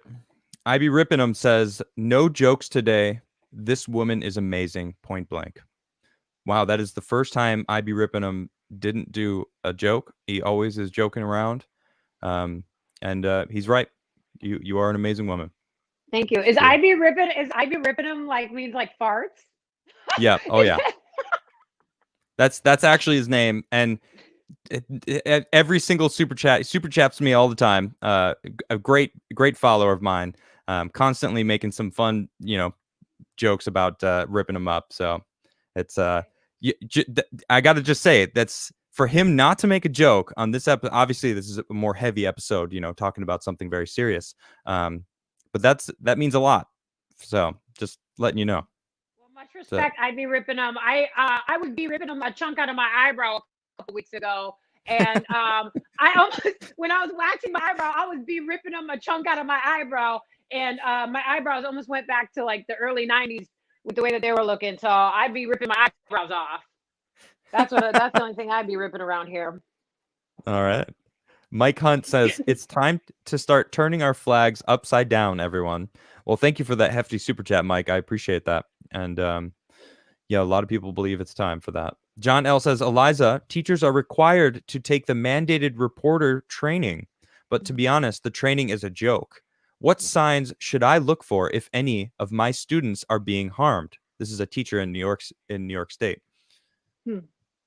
That's a good question. Yeah, mandated reporters are really important. We count on our healthcare professionals and teachers to keep an eye on our youth. I Hmm. look for changes in behavior, drastic changes in behavior. Children that look tired in the day that normally wouldn't. Of course, bruising. If a child's dressed like me in the middle of the summer, that could be a good indicator, just because they could be covering up for something else. A big change in behavior, a big change in a child taking care of themselves. If a child was taking care of themselves, they may stop eating, they may start overeating, or they may start dressing differently to avoid being abused. Also, some of the things that I look for, depending, is if a child pops up with a new thing that is definitely out of their price range. If they pop up, if they're a seventh grader and they have a Gucci bag that out of nowhere, that seems a little suspicious. Why does a seventh grader have a new phone and a Gucci bag? Um, Yeah. so, so these are all things. If Romeo pimps, definitely look out for Romeo pimps, especially with the youth. And then if the children are talking about sending images online or anything of that nature to a stranger, those are always huge red flags. And What's you Romeo could Pimps? What is that? I don't know what that is. A Romeo pimp would be like someone that pretends to be the perfect boyfriend Okay. and is actually grooming you for an exploitation situation. Okay. Oh, all right. Romeo pimp. All right, now I get it. Yeah, okay. Yeah. Makes sense now. Thank you for that. Yeah, it was a good Gabe question. says, yeah, it was. Gabe says just got banned from Twitter for telling Seth Rogen that he's smoked himself retarded. Well, I mean, that word is it triggers a lot of people. Words words are break bones nowadays. So you got to be Right, they could ban and that. They could ban that, but then John Doe had to beg to get his child sexual abuse material taken down. yeah, exactly. Oh, oh, and don't forget that they wrote John Doe back and said that it didn't violate their terms of service after review. John Doe was still a minor when he was reporting. That's ridiculous. Yeah, and Twitter said it doesn't violate our terms of service, but that does to get Gabe banned off Twitter. That's the world we live in. And yet, I even saw someone tweet out today. Well, I'm a libertarian, so I actually support the a private platform being able to ban whatever they see fit. What? So, but do you Okay, hold on. understand what? Go ahead. What do you got? So there is an argument there, and I understand the argument quite well. But we always draw the line at human rights violations, especially against children. Thank So you. no matter I any agree with that. libertarian, you can't come. I mean, let me tell you, I've done podcasts with anarchists, like real, Hmm. like the strong no government, not the anarchists, like you know what I mean, not the way it's being painted by whatever. But like, I mean, I've done a podcast. I've had conversations with people all across the aisle, all across the aisle. All sides can agree, including libertarians. We always have to draw the line at human Yep. rights violations every single time. No, it's non-negotiable, especially with children. Are you kidding me? Yeah, no. Twitter does not get the Twitter by under U.S. law does not get the right to do that. No. Yeah, I agree. This is Josh and Jesus said my question is too long, so I'm putting it in locals, and I'm looking at locals, and it's a couple paragraphs. So I'll read it so that I can paraphrase it. But here's another one from my locals. This is Rockusk says, are there any common tells which could identify someone as being victim of trafficking who otherwise not outwardly seems so? I So mean, I feel like you sometimes kind of summed some it up. I was just gonna say, I feel like you summed it up fairly well, talking about John, who's a teacher, and you kind of said, if they suddenly are looking very tired when they're normally not very tired, that. But you know what? Please, give your answer. I'm sure you have something a little more on point. there's sometimes some symptoms that that you could tell if somebody has had no trips to see a medical professional in a very long time, but yet somebody's always with them, always in control. They're paying everything with large amounts of cash. If they seem to have a controller of some sort, this controller could also be a female. Don't forget, females traffic as well. So, and this is something that I've seen happen quite a bit more in the recent times, is that there are female abusers as well. So we can always have to remember. And don't forget either that when we think about human trafficking, it could be somebody working at a nail shop that's working 12 hours a day and not getting any of the pay. It could be somebody that's doing lawn care. So it really could look any type of way. It's a really difficult thing to decide. And my best suggestion is, if you think somebody is a victim of human trafficking, see if you can get them alone and just say, hey, is everything okay? If Yeah. someone needs or wants help, then they'll ask. That's if it's an adult. If you think that there's a child that's being abused, you always have to call the authorities and or the human trafficking hotline. Yeah. Yeah. So Josh and Jesus, he basically is saying, I just quickly, so to paraphrase this, all right, is it better to allow Twitter to operate the way that they are so that these people can be caught? Essentially, that's what they're saying, because as soon as they get kicked off, wouldn't it make it harder for these people to be found? Um, it is I see what he's trying to say, because something about Backpage, I don't know what that is. Yeah. When they banned Backpage, what is Backpage? I'm sure you're familiar with it. What is that? Backpage was a website that went down because of their child sexual abuse material and human trafficking problem. It Mhm. was I don't want to mischaracterize it, but it was basically a cesspool for that type of behavior. But on the flip Okay. side, before I get dragged, there were willing adult sex workers that were using Backpage as well. And Okay. when they Okay. took that down, yeah, there were willing adult sex workers on there as well. And there was also child sexual abuse. There was human trafficking. There was all types of things going on there, all nefarious things. Backpage was not a good seed, um, Okay. and they got torn down as a result. So that's a really, really, really good question, and these are the types of questions that keep me up at night. If you want to know the truth, um, Yep. you get down to, and these are the discussions that I have with some of my colleagues. If they remove it all in one fellow swoop, how many children are going to die as a result? Because when you are being trafficked, you are not seen as human. You are seen as a product, much like illicit guns or drugs or oil. So you're Yeah. not seen necessarily as a human. And once you stop making the trafficker or pimp money or bringing them pleasure, in the case of a pedophile, you are disposable. You are a disposable product. Um, I liken it to my toothbrush head. I would throw it away. I would throw away my toothbrush head on my electric toothbrushes. How quickly they will throw away these victims. The United Nations calls this the hidden figures of crimes, and they stated that only 0.04% of victims of human trafficking are ever identified.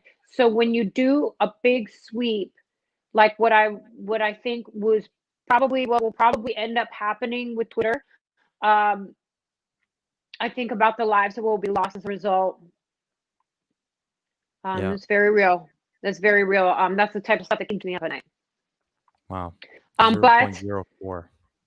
yeah, 0.04. But Goodness. uh, with the technology that is available right now, so what Twitter could do, uh, so Twitter does currently use some of the technology that's available. Let me back up. So I know I drag Twitter all day long. Let's keep it factual. Twitter does use some of the technology that's currently available. They do a transparency report once a year. Even in their most current transparency report on Twitter, they uh, talk about how many child sexual abuse material profiles they reported. I think it was like 111,000. But Wow.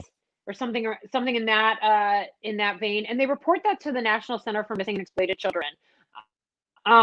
What they should be doing is working in cahoots with multiple departments to identify these victims, and use facial recognition technology. That's why I've been so adamant about the use of artificial intelligence. The proper use of artificial intelligence would help this process.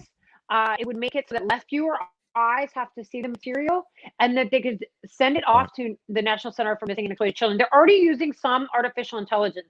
It's just not thorough and aggressive enough. So that's where Yeah. my pleas to Elon Musk have come in.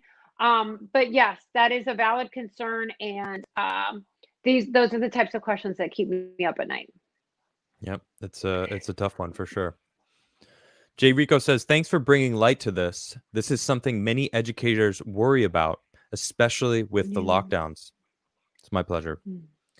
Alpha Zero Omega says, "Many people who are in need don't know how bad a situation they are in or know how to access people that can help them. Keep up the great work, Eliza." Thank you. Definitely. Baron Voodoo says, "To be honest, the native reservations have a lot of trafficking that no one talks about also." Yeah. It's a good point. Yep, they do. Yeah, actually, this year there were some laws that were changed, Savannah Act, and some other things. The indigenous populations here and around the world are at a much greater risk for being trafficked. The missing and murdered indigenous women's population is very high. There are folks that work directly on this issue. This year, we launched in the United States.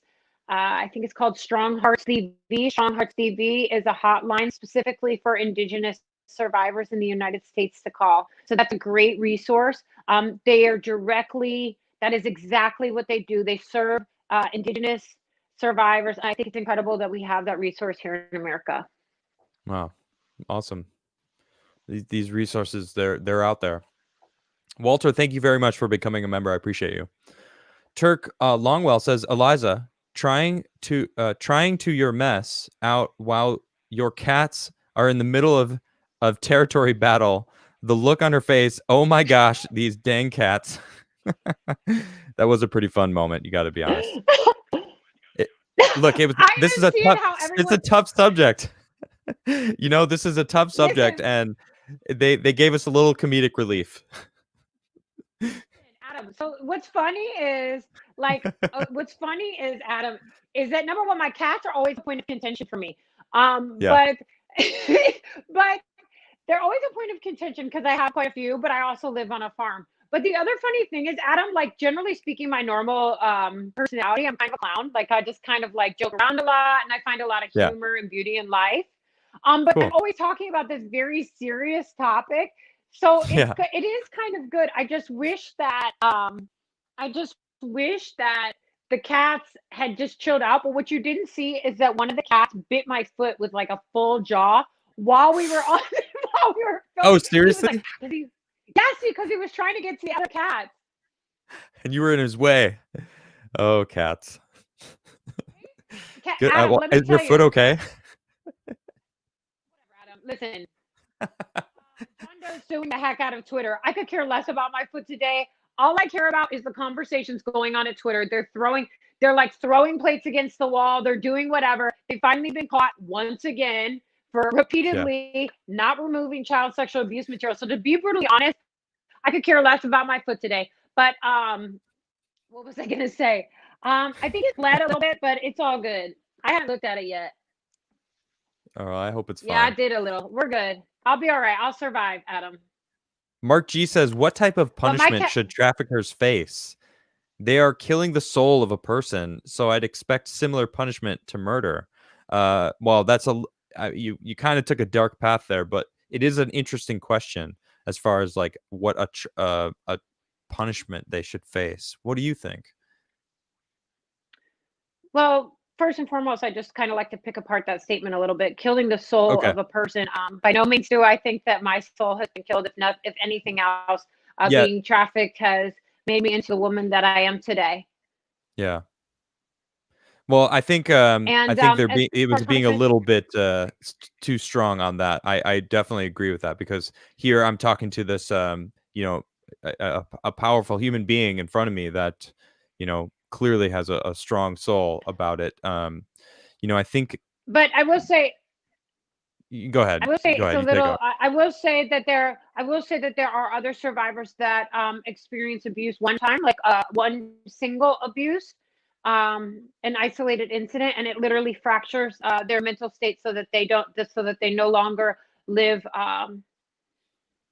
with the same realities that we do, Adam. And I Yeah, still, of course, I love them. I love people no matter where they are. So each survivor reacts to their abuse differently.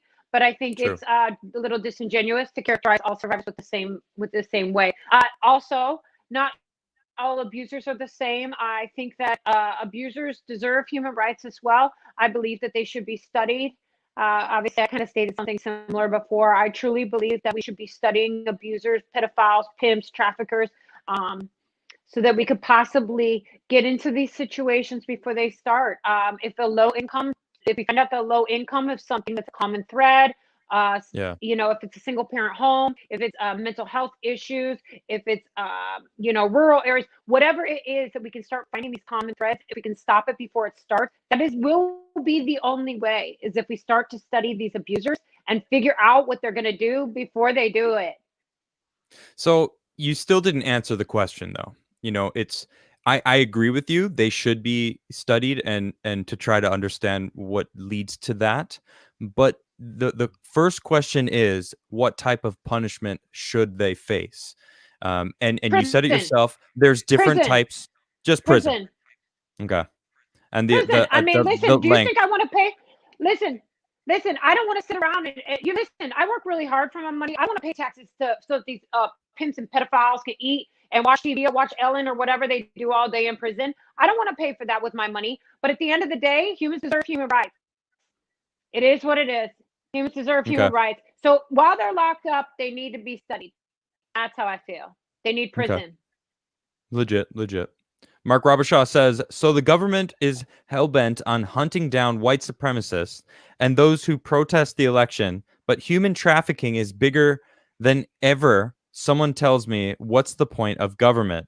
FML. Yeah, it's pretty insane where their focus lies. Mark, again, has a bunch of super chats here. Says, Elon is the last great hope. He's making some great moves, isn't he? Hollywood needs to burn. They are just as bad. Yeah, big Hollywood, man. Big government is slow AF. Red tape on red tape. Yep. Praise the Elon. Smell the Musk. Mark Robershaw, you're ridiculous. The only monsters are the ones that look human. Well, I mean, I think we look human. Me and Eliza here. I don't believe we're monsters. So I not mean, you necessarily have long hair. I have like no hair. Well, what does hair length have to do with anything? I feel like people who resort to what someone looks like, it happens a lot. Ad hominem. It's like it's not the point. It takes away from the conversation. Whenever someone does that, it's like, who cares?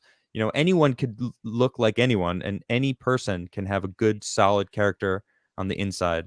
And anyone, no matter what they look like, could have an evil core. And that goes for everyone. Everyone's capable of that. Extort says, Adam, Shex. Adam, Go ahead. What's up? Adam's like, oh, who cares? Who cares what anybody looks like? Says the man with a big modeling career. Okay, listen, Well, just you because I didn't made a career fool out of it. me. Hold on. No, I'm not mad about it. I'm not mad I about did it. not want to model. All right. I did not want to do that. Okay. I had zero interest in doing it. I just happened to fall in love with the girl that I was dating at the time, who was begging for me to do it because her mom worked for a model search company. Okay. And I was like, no, for months on end. I was like, no, I didn't want to do it. But I didn't know what I wanted to do. So finally I fell in love with her, and I was like catering to her, and I was like, all right, I'll do it. And then, of course, it happened to go very well, and I happened to book up a bunch of jobs that paid very well. And I was like, well, I guess, I could do this. And then, the rest is history now. So just for the record, I didn't want to do it. All right. Thanks for lowering yourself and talking to the plebs. I appreciate you lowering yourself and talking to the plebs. Oh, stop it. Oh, stop it. No, I believe that no one should be I put on a pedestal. All right. I Everyone's on the hate being the same level. ugliest one in the room. Gosh, we're not in the same room. All right. You're in your room. I'm in my room. And I don't know what your cats look like. So You don't want to. They're vicious. no. They're vicious. They're in the corner just like sharpening their nails, just waiting. Wait till you're done with that podcast, Eliza. Shing, shing. Adam, they waited till I was on the podcast. No, they waited till the second we went live and decided to turn all the way up and have a world war in this house, and then a full MMA match and bite my foot. Well, These cats. they made they broke up the podcast nicely. Mr. Laxative says, first off, I would like to say I totally applied what you're doing, but would like to ask, how badly are men being trafficked? That's an interesting question. How bad are men being trafficked? Is it, what is the statistic there? Are you talking about, that'd be kind of a nuanced question. It would depend on if they mean labor or sex. That's a good point. In the United States, roughly, we're seeing around a 20th percentile, maybe a little higher. Some organizations are reporting a 20th percentile of their clients or the survivors being boys and men.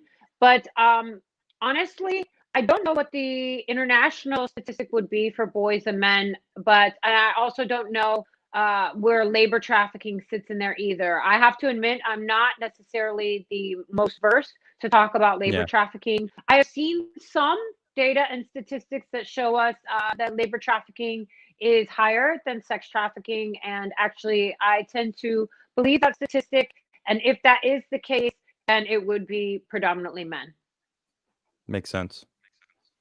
The R Heretic says, Adam is right. Go ahead. That would be internationally, though, not in the United States. Okay.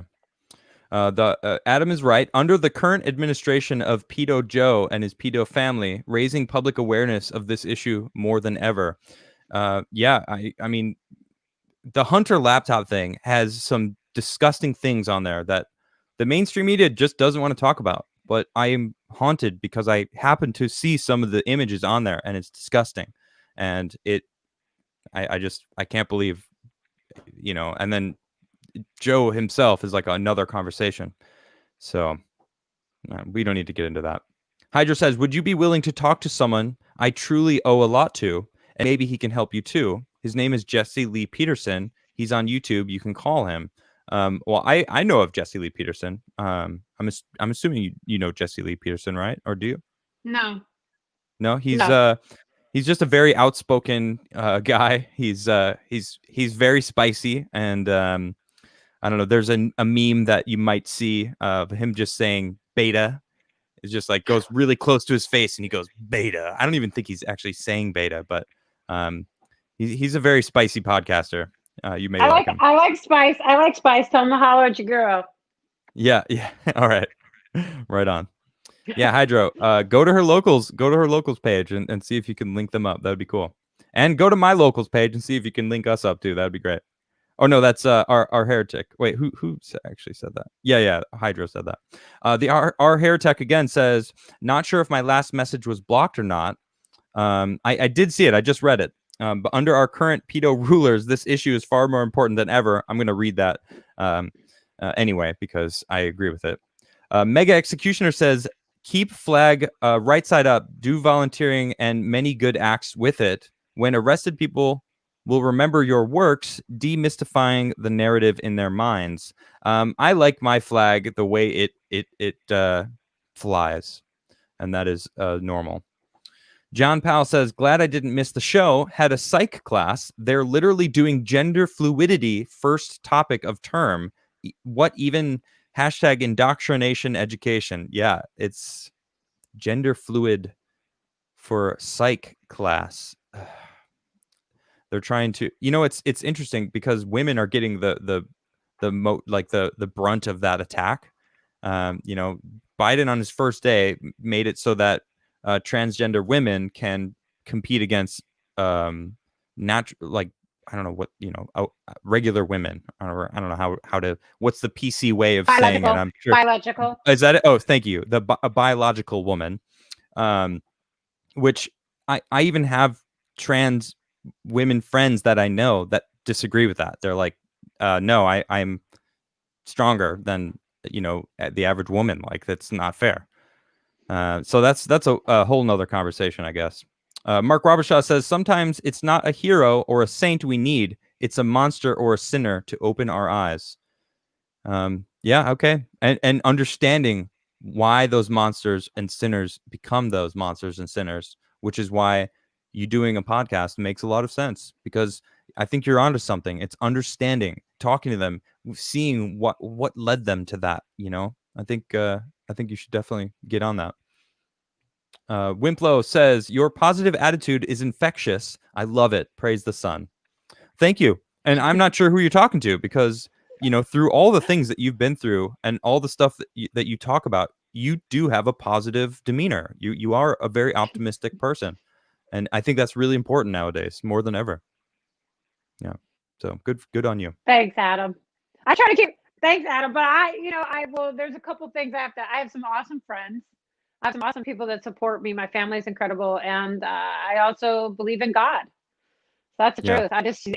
It's like kind of hard to, and I'm also so grateful, Adam. Like, literally, I know it's going to sound crazy, but sometimes I'll just be reading statistics, or I'll be like writing a report or something for work, and it'll occur to me that I'm one of the lucky ones that got out. And it makes me so emotional. I'm so grateful.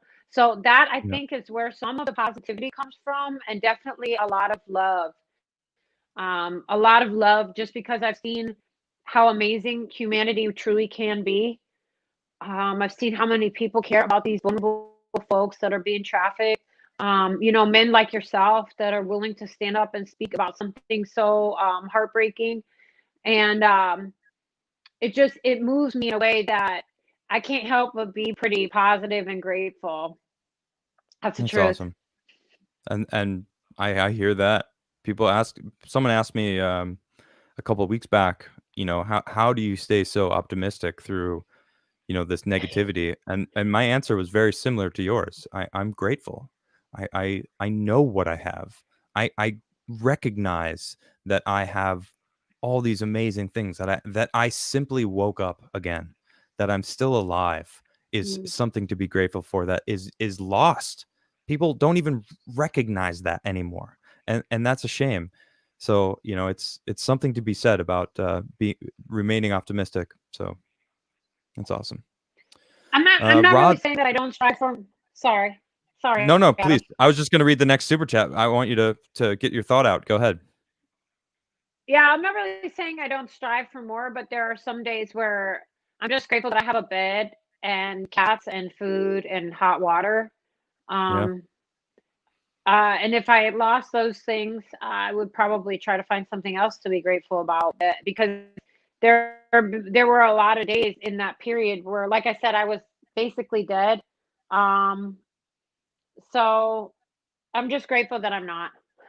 yeah, me You want too. me? Oh, I thought my cat Boots was gonna come in the frame, but he's not. No, he was like, I only He's came like here to fight that out. other one. Rod's All Things China says, Adam, I know you are some type of friend uh of Tom.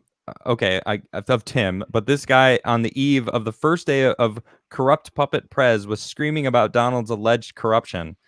And then you say some other stuff I'm not going to say because I am his friend still, and I don't watch his stuff anymore. So, I don't really know a lot of. You know what? I got to be honest. Just a general statement to the people that follow me. If you guys are going to tweet, if you're going to super chat me about Tim, if it's something negative, I'm not going to read it anymore because I'm kind of over it. I don't have any bad blood there, and we just had this conversation about being optimistic. I'm an optimistic person. I want to move forward, and you know, I don't hover on things. I don't get caught up on stuff. So I'm not going to read out these negative things.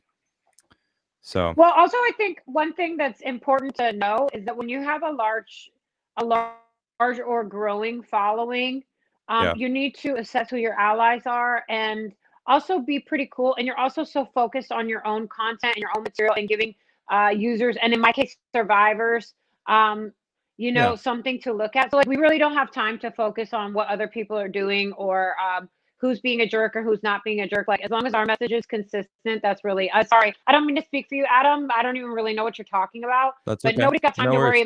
nobody's got time to worry about what the next person's doing. We're just trying to get Yep, what we're. I mean, we're all like living in this tumultuous, unsettling time. Nobody has yep. time to be throwing out shade to the next person. Thank you. You don't know the story, but you're absolutely right. So Yeah. Rod's All Things China says, FYI, I put Donald because Google has banned the Trump word in super chats. Are you serious? No one can super chat Trump. All right, I don't want you to just super chat me just to do it, but if you are going to super chat me between now and the end of the episode, just type Trump and see if it works. Or say, I tried to type the T word and it didn't work. Thank you so much. Don't do it if you're not going to. I don't want to. Don't just do it for me. But if you were going to do it, just try it to see. Stephen Rugg says, Eliza, nice presenting at the Hotep 2020 Grifties. I was laughing so hard through the whole thing. I really needed that today, so thank you. I'm actually, it started during our episode today, so I'm a little bummed that I haven't watched it. So I'm definitely going to watch it literally right after this episode. I'm going to turn it on because I've been looking forward to that. Hotep's hilarious. Ah! I'm so excited. Yeah, it was kind of like, yeah. So, So for those who don't know, all right, this is Hotep Jesus. He's he's a YouTube personality, podcaster, a Twitter person. He's very outspoken, a good personality to know if you don't know who he is. You actually interviewed with him a couple weeks back. He was doing an award show called the Grifties, the 2020 Grifties, for the grifter, the grifters grifting season. which they got a cool sweatshirt called, it's grifting season. It's pretty good. I kind of want one, I'll be honest, but I'm looking forward to that. I don't know the channel, but you could probably find it up. Just type Hotep Jesus Grifties. Check it out. I'm sure it's funny. And Eliza, did you presented an award? Is that what happened? That's so good. Grifter of the year. Grifter of the year. You presented Grifter of the year. Grifter of the year. Can you clue us in on the nominees at least? Who were the nominees? LeBron James, Richard Spencer, Candace Owens. Forget who else. I forget who else. Well, Maybe it was clearly the last one didn't win. Maybe Sean King. That would make sense, actually. That would make sense. Yeah, I forget, but I forget because I filmed it kind of a while ago. But I knew it was coming up today, and so yeah, it's Hotep's Been Told You. Their podcast did the Grifties, and they asked me a while ago to do it, and I was so excited because I wore like an evening gown. I saw your gown. Dressed up for it, and with the feather shoulders, it was good. Yes, just went like full, like did the uttermost, and then made my own like red carpet, and just was having a good time. Still have my stupid AirPods in though, but that's all right. Yeah, we had they're like some of my favorite folks on the internet because we just have a good time, like it's hilarious because I can be tweeting about something very heavy, but also be having a conversation with other people are laughing. So it's odd. I hope that sometimes my real personality comes out on Twitter. It's difficult to do, but it's like I can be having a full other. It's because I can file it differently in my brain, and I'm really just trying to get the information out there. So they're folks that I really enjoy talking to, and they've been a great help for me. So yeah, we have fun with the Grifties. That's awesome. I can't wait to see it. Check it out, everybody. Let's see here. Where were we? Wimplow says, "Thank you for telling the world about sex trafficking. It is such an evil thing. The Gadianton robbers are coming out of the shadows. Let's shine some light on them so we can see how evil they are. Well, we're doing what we can. I'm not your buddy guy. Thank you for that super chat. Bibliophile says, podcast is a great idea. Reach out to Adam Curry from No Agenda. He'll help you get it set up on your budget. Very cool. Caleb Warden says, great podcast, Adam. I still think you were one of the best co-hosts on Tim Pool so far, or by far, but off of politics, sex traffic is important, from coyotes on the border or in general in the U.S. Well, thank you. And then thank you. And then I absolutely agree that it's very important that we need to talk about this stuff. So, and then a question for your guest. Now take the question from a humble place. Do you think normalizing sex work and body expression of women cause an influence of sex traffic more? What do you think about that? Just to back up, because I want to go back to something else that was said just recently. Sure. So there is a difference. When crossing the border between coyotes. Coyotes are a paid human smuggler. Human smuggling is much different than human trafficking. Someone can be paid. Someone can pay a coyote to human smuggle them and then end up being trafficked. But a coyote, there's a consensual agreement there for someone to consensually cross the border. Now, it is illegal to cross the border in that way, but that is not human trafficking. That is human smuggling. It's a much different situation. So human trafficking involves the sale of forced product coercion for the sale of labor or sex, and you don't even need to leave your own room or your own home to be trafficked. Data and statistics, the U.S. State Department showed us in 2019 in their report that 77% of victims of human trafficking are trafficked within their country of origin. So there is so I just wanted to say that. So and then with the sex work, you know what? I don't have any data to or like I've never seen a study to necessarily back that up. I'm not saying it's not out there, but human trafficking and pedophilia and slavery have been going on since the beginning of time. So I think it'd be a little bit disingenuous to completely blame it on one thing. And I think that you would be hard pressed to prove that sex work hadn't also been going on for a very long time. So we cannot necessarily just blame it on this. I would say that the internet has probably had a lot more to do with the explosion of human trafficking. That's a good point. Yeah. Chioma, thank you for the super chat. This was a really hard show to listen to. If we all wanted to end this in a day, we could. We waste so much time focusing on fighting each other.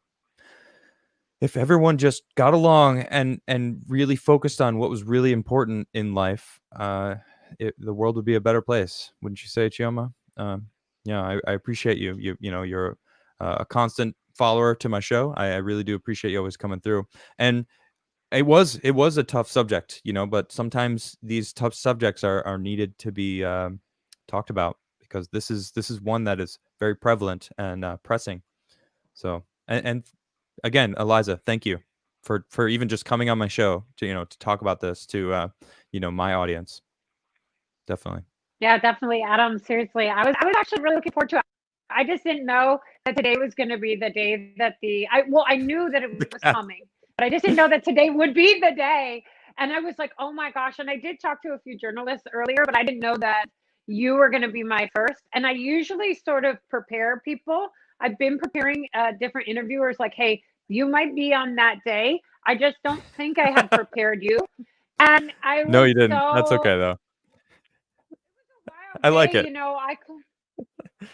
even honestly, I was I just been so emotional all day because and then it's just been so wild because so many folks have rallied behind this.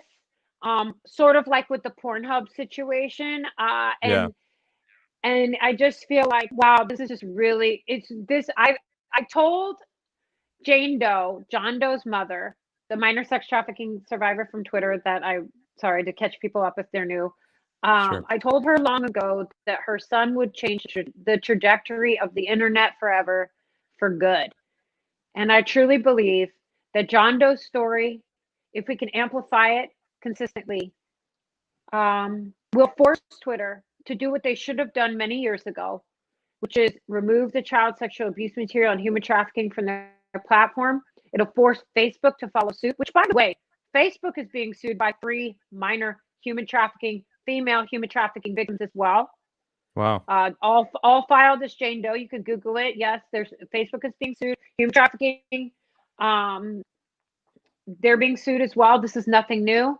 94% of the child sexual abuse material, images, and videos are being reported from Facebook to the National Center for Missing and Exploited Children. So this is nothing new. I have my own thoughts and theories behind that. I just think that Facebook is a little bit more aggressive in reporting them. I don't necessarily think it means that there is more on Facebook. It just means that there's more being reported from Facebook and that they're handling it at a higher rate. There's also more Right. people on Facebook, so it's not True. necessarily a fair comparison. But I think that this case, John Doe's case, could be the catalyst to force social media, big tech's hand to make the changes they should have made long ago. Now, when we can fully remove the child sexual abuse material and human trafficking from the digital space, we have an opportunity to fully meet it head on the ground. And then we Well, can maybe make some change. let's make it happen. Gabe wanted to clarify that Gabe never used the word for special people. Now, he said earlier that he was banned on Twitter for saying something was whatever. So he said he never used the word, but he got banned. Oh my goodness. Charles Bankster, thank you so much for that super chat. Didn't even say anything, but I appreciate it. Let's see. Sunny says, what kind of coding do online traffickers use, particularly when seeking underage victims? You see this coding with hobby or hobbyists replacing words like John or trick. I have no idea. Yeah, Do, the pedophiles, traffickers, and abusers are constantly changing how they speak to your children, how they speak to each other online. It's yeah. basically something you have to stay on top of at all times.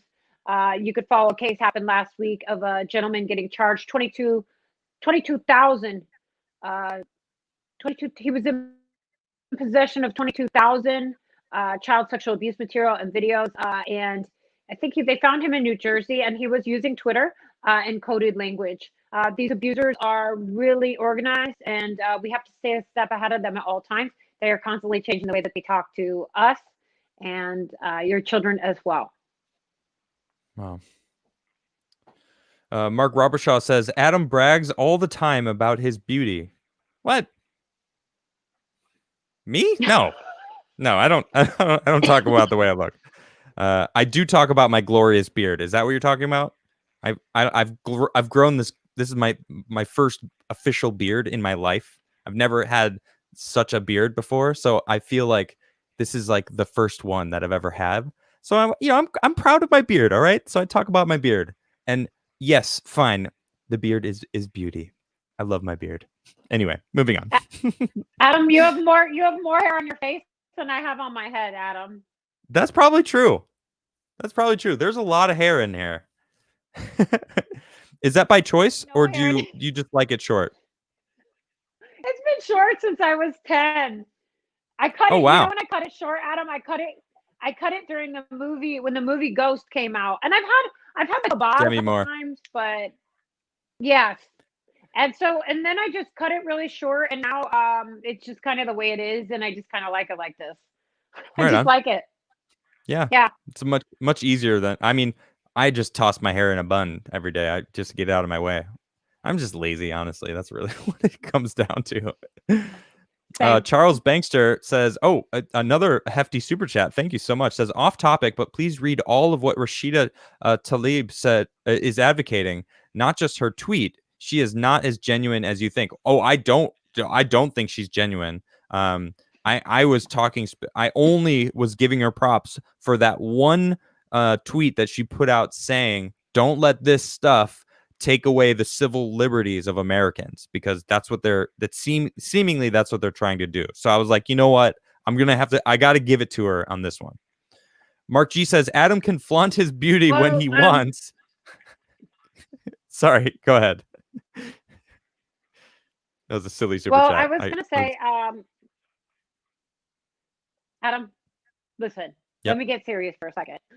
Let's get I was serious. gonna, Let's get I serious. was gonna say that, I don't think that I necessarily value my freedom and liberties more than the average person, but I can honestly say, as somebody that has gone through periods of my life where I haven't had my own liberty and freedom, as a survivor of human trafficking, that is not something in America that you want to lose. I could tell you that. And I serve survivors internationally as well. And the situations in other countries can be very grim and very dire.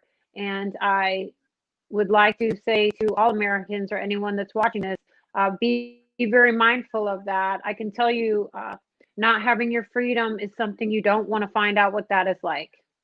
Yeah, You do not want to find out. agreed. Mark G says hashtag Simps for Adam. Okay, Mark G, thank you. You always give me the best super chats. Mark Robertshaw says, when you say locals, I think of a hookup site. Well, it's not a hookup site.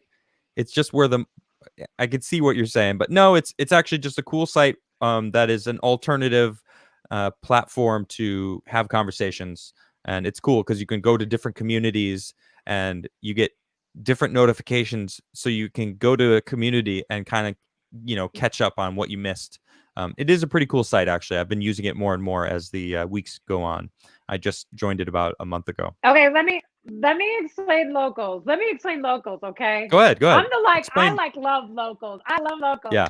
Okay, locals is a completely free speech, censorship free content creative platform. So what it is it's kind of like a mixture between Facebook and Patreon. So you could support your content creators, but if you don't have any money, you can look at what your content creators are seeing and doing, and then when you do have money, you can come in and participate. Each content creator has their own community. So I have my own community. Clearly, I speak from the perspective of a survivor and as an advocate. And then folks post like their pets and things like that in my community. Michael Mouse has a community, Donald Trump Jr., Tulsi Gabbard, Zuby Music, Adam, Bridget Fetisi, Yasmin Mohammed. There's so many folks on there. Scott Adams, Coffee with Scott Adams. There's so many folks in there with their individual communities. And each Yeah. one has their own flavor. And honestly, their own sort of tone. So the great thing about, and also Dave Rubin. Dave Rubin founded the site, and it has an amazing app that's very easy to use. And it's great because, and they're adding some new features soon, Adam. We'll be able to live stream in there soon. So I'm so That's excited. cool. But I'm looking forward to that. Play covers yeah, on there. I'm really, yes, I'm very excited. They're changing at a very fast pace. And there's another benefit as well. early on that they weren't going to do any type of pornography, which makes it so that there is zero child sexual abuse material on the platform. So they're making it 100% free, child sexual abuse and human trafficking free, and they moderate these communities to make sure that this type of activity is not going on in their platform. That is something that I spoke to them about very early on. I'm very grateful that I did. But there are so many. Oh, Dr. Drew's on there. Dr. freaking Drew. Greg Gutfeld. There's so many comedians on there. If Listen, I'm not, and they don't even pay me. I'm just keeping it real with you. Listen, Twitter's a thing of the past. Yeah. Twitter is a thing of the past. They make money off of child porn. What more do you need to know? Yeah, true. What more do you need to know? Like, True that. I think that says it all right there. If you're cool with that, that's fine. Stay on Twitter, or at least talk about the child porn situation on Twitter. If you want a real experience, meet authentic people, come over to Locals. There it is. There you have it. Let's see. Netlux TV says, get Sean Atwood on the stream. I don't know who that is, but I'll look into it. Sonny James says, please read my tweet about pedo coding. As someone in the basement as an addicted an adult, this is very important. Okay, I'll check it out. I guess you added me on Twitter. Okay, so I'm just gonna shout out all really these quickly, people. Oh yeah, go ahead, please. Really quickly, be very mindful when we are drawing attention to pedophile, pages that have pedophile or pedophile coding. Be very, very mindful, because that could trigger someone back to some of the most traumatizing, worst events of their lives. I've literally had to consult with different survivors that have experienced that material as a result of going down that rabbit hole, that are on the brink of suicide. When a survivor sees that material, or when someone that maybe has a past trauma sees that material, it can be very triggering and trigger self-harm, any type of addiction issue, or potentially suicide. So that's something we don't take very lightly. Makes sense. Okay, so this is a list of all the people that super chatted Trump at me when I asked you guys to. I said don't do it just to do it, but if you're gonna super chat me, so I'm just gonna give a shout out to all these people: Mark G, Gabe, Tedder, Wimplo, Jacked 057, Mark Robichaud, our co-fan, Mr. Squiggles, Batgoat, Mark Robichaud says Biden, just to switch it up a little bit. Thank you all for saying Trump. You guys are all fantastic. Josh and Jesus says, what is her opinion of Britty Pettibone? Do you have an opinion? I have no idea what that is. What is that? Neither do I. I don't know. Oh, so. it's a person? Sorry, Josh. I'm sorry. Yeah, I guess so. That's okay. Mark G says, do we win a bag of Crigler coffee now for the Trump super chats? Nope. Sorry, that was it was like rolling the die. You know what? I'll roll the die, everybody. Hey, Adam, the die has been rolled. Yeah. What's up? Crigler, I'm gonna nominate you for Grifter of the Year next year. Dang, man. Whoa.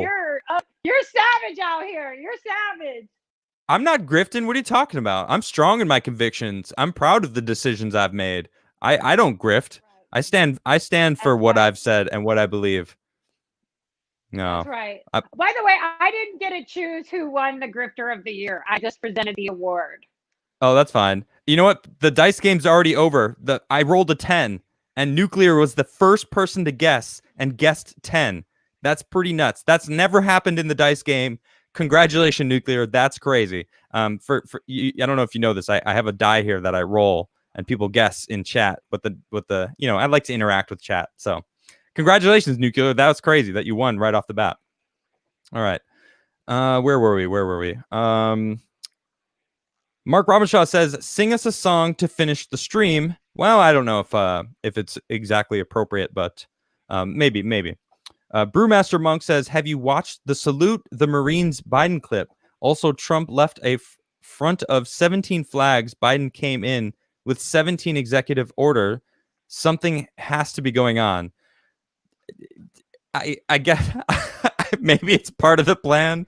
I can't even say it with a straight face anymore. Mark Robichaud says, "I prefer Crigler tea." I don't have Crigler tea yet, Mark Robichaud, but Crigler tea bags all day. I do have coffee. I don't know if you know this. I started a coffee company, Crigler Coffee. I saw. Yeah. I think coffee. That's cool. Thank you. Sonny James says, I love coffee. Yeah, you should try some. You should try some Crigler coffee. AI, Al's someone in the business. Please address coding online specifically, especially when it comes to kids. We all know what hobbyists are. Well, and there's I've learned a lot so far. So, and what an interesting way to finish it off. IB Rippenham says, "I'ma hold some creeps down and fart on their heads." Okay, what an interesting way to finish the super chats. Thank you, IB Rippenham. You started us out strong and ended us strong as well. So, listen. Thank you everyone for joining in. Most importantly, Eliza, thank you so much for coming on the show and talking about this subject, because it's definitely important to talk about. So thank you so much. Why don't you tell people how to follow you, get a hold of you? I do have your Twitter and handle and your local's website in the description just below. But I'm going to give you the camera, and you could just let everyone know how to follow you. Well, thanks so much again for having me, Adam. It's Eliza Bleu. Blue is spelled Bleu, and it's Twitter. Unless I get kicked off, which is highly likely, but whatever. It's at Eliza Bleu, ELIZABLEU. I also started a Gab with the same name. Barely post, but I've been trying to get in there once a day. So it's at Eliza Bleu on Gab as well. And then my locals is eliza.locals.com. And that's a great way to connect with me. And I also have an email in my bio on Twitter if you have something private that you want to message to me. But I always recommend any survivor reaching out, call one of the hotlines. I'm not going to be your best resource to reach out for immediate care. And I also recommend to folks, please Google questions as well. Google or search engine of your choice is going to be a great resource if you have questions about human trafficking. You can always look at the human trafficking hotline website as well. Well, thank you very much, tuned for Eliza. Victims. Stay tuned this year for Victims Refuse Silence, my collaboration. With the Epstein survivors, Virginia and Teresa J. Helm, and then I'm kind of the third squad member, but I'm not an Epstein survivor. So I have some great things coming up with them in 2021. So stay tuned. That's awesome. All right. Well, thank you everyone for joining us. I will be back tomorrow at 6:30 here on Adamcast IRL. It's jam night, so I'll be jamming some songs at my guitar. I'm not gonna play a song. But you can tune in tomorrow. It's Friday night. I always do a bunch of songs throughout the whole episode. So, thank you, Eliza, for joining me, and everyone have a wonderful night. I'll see you next time.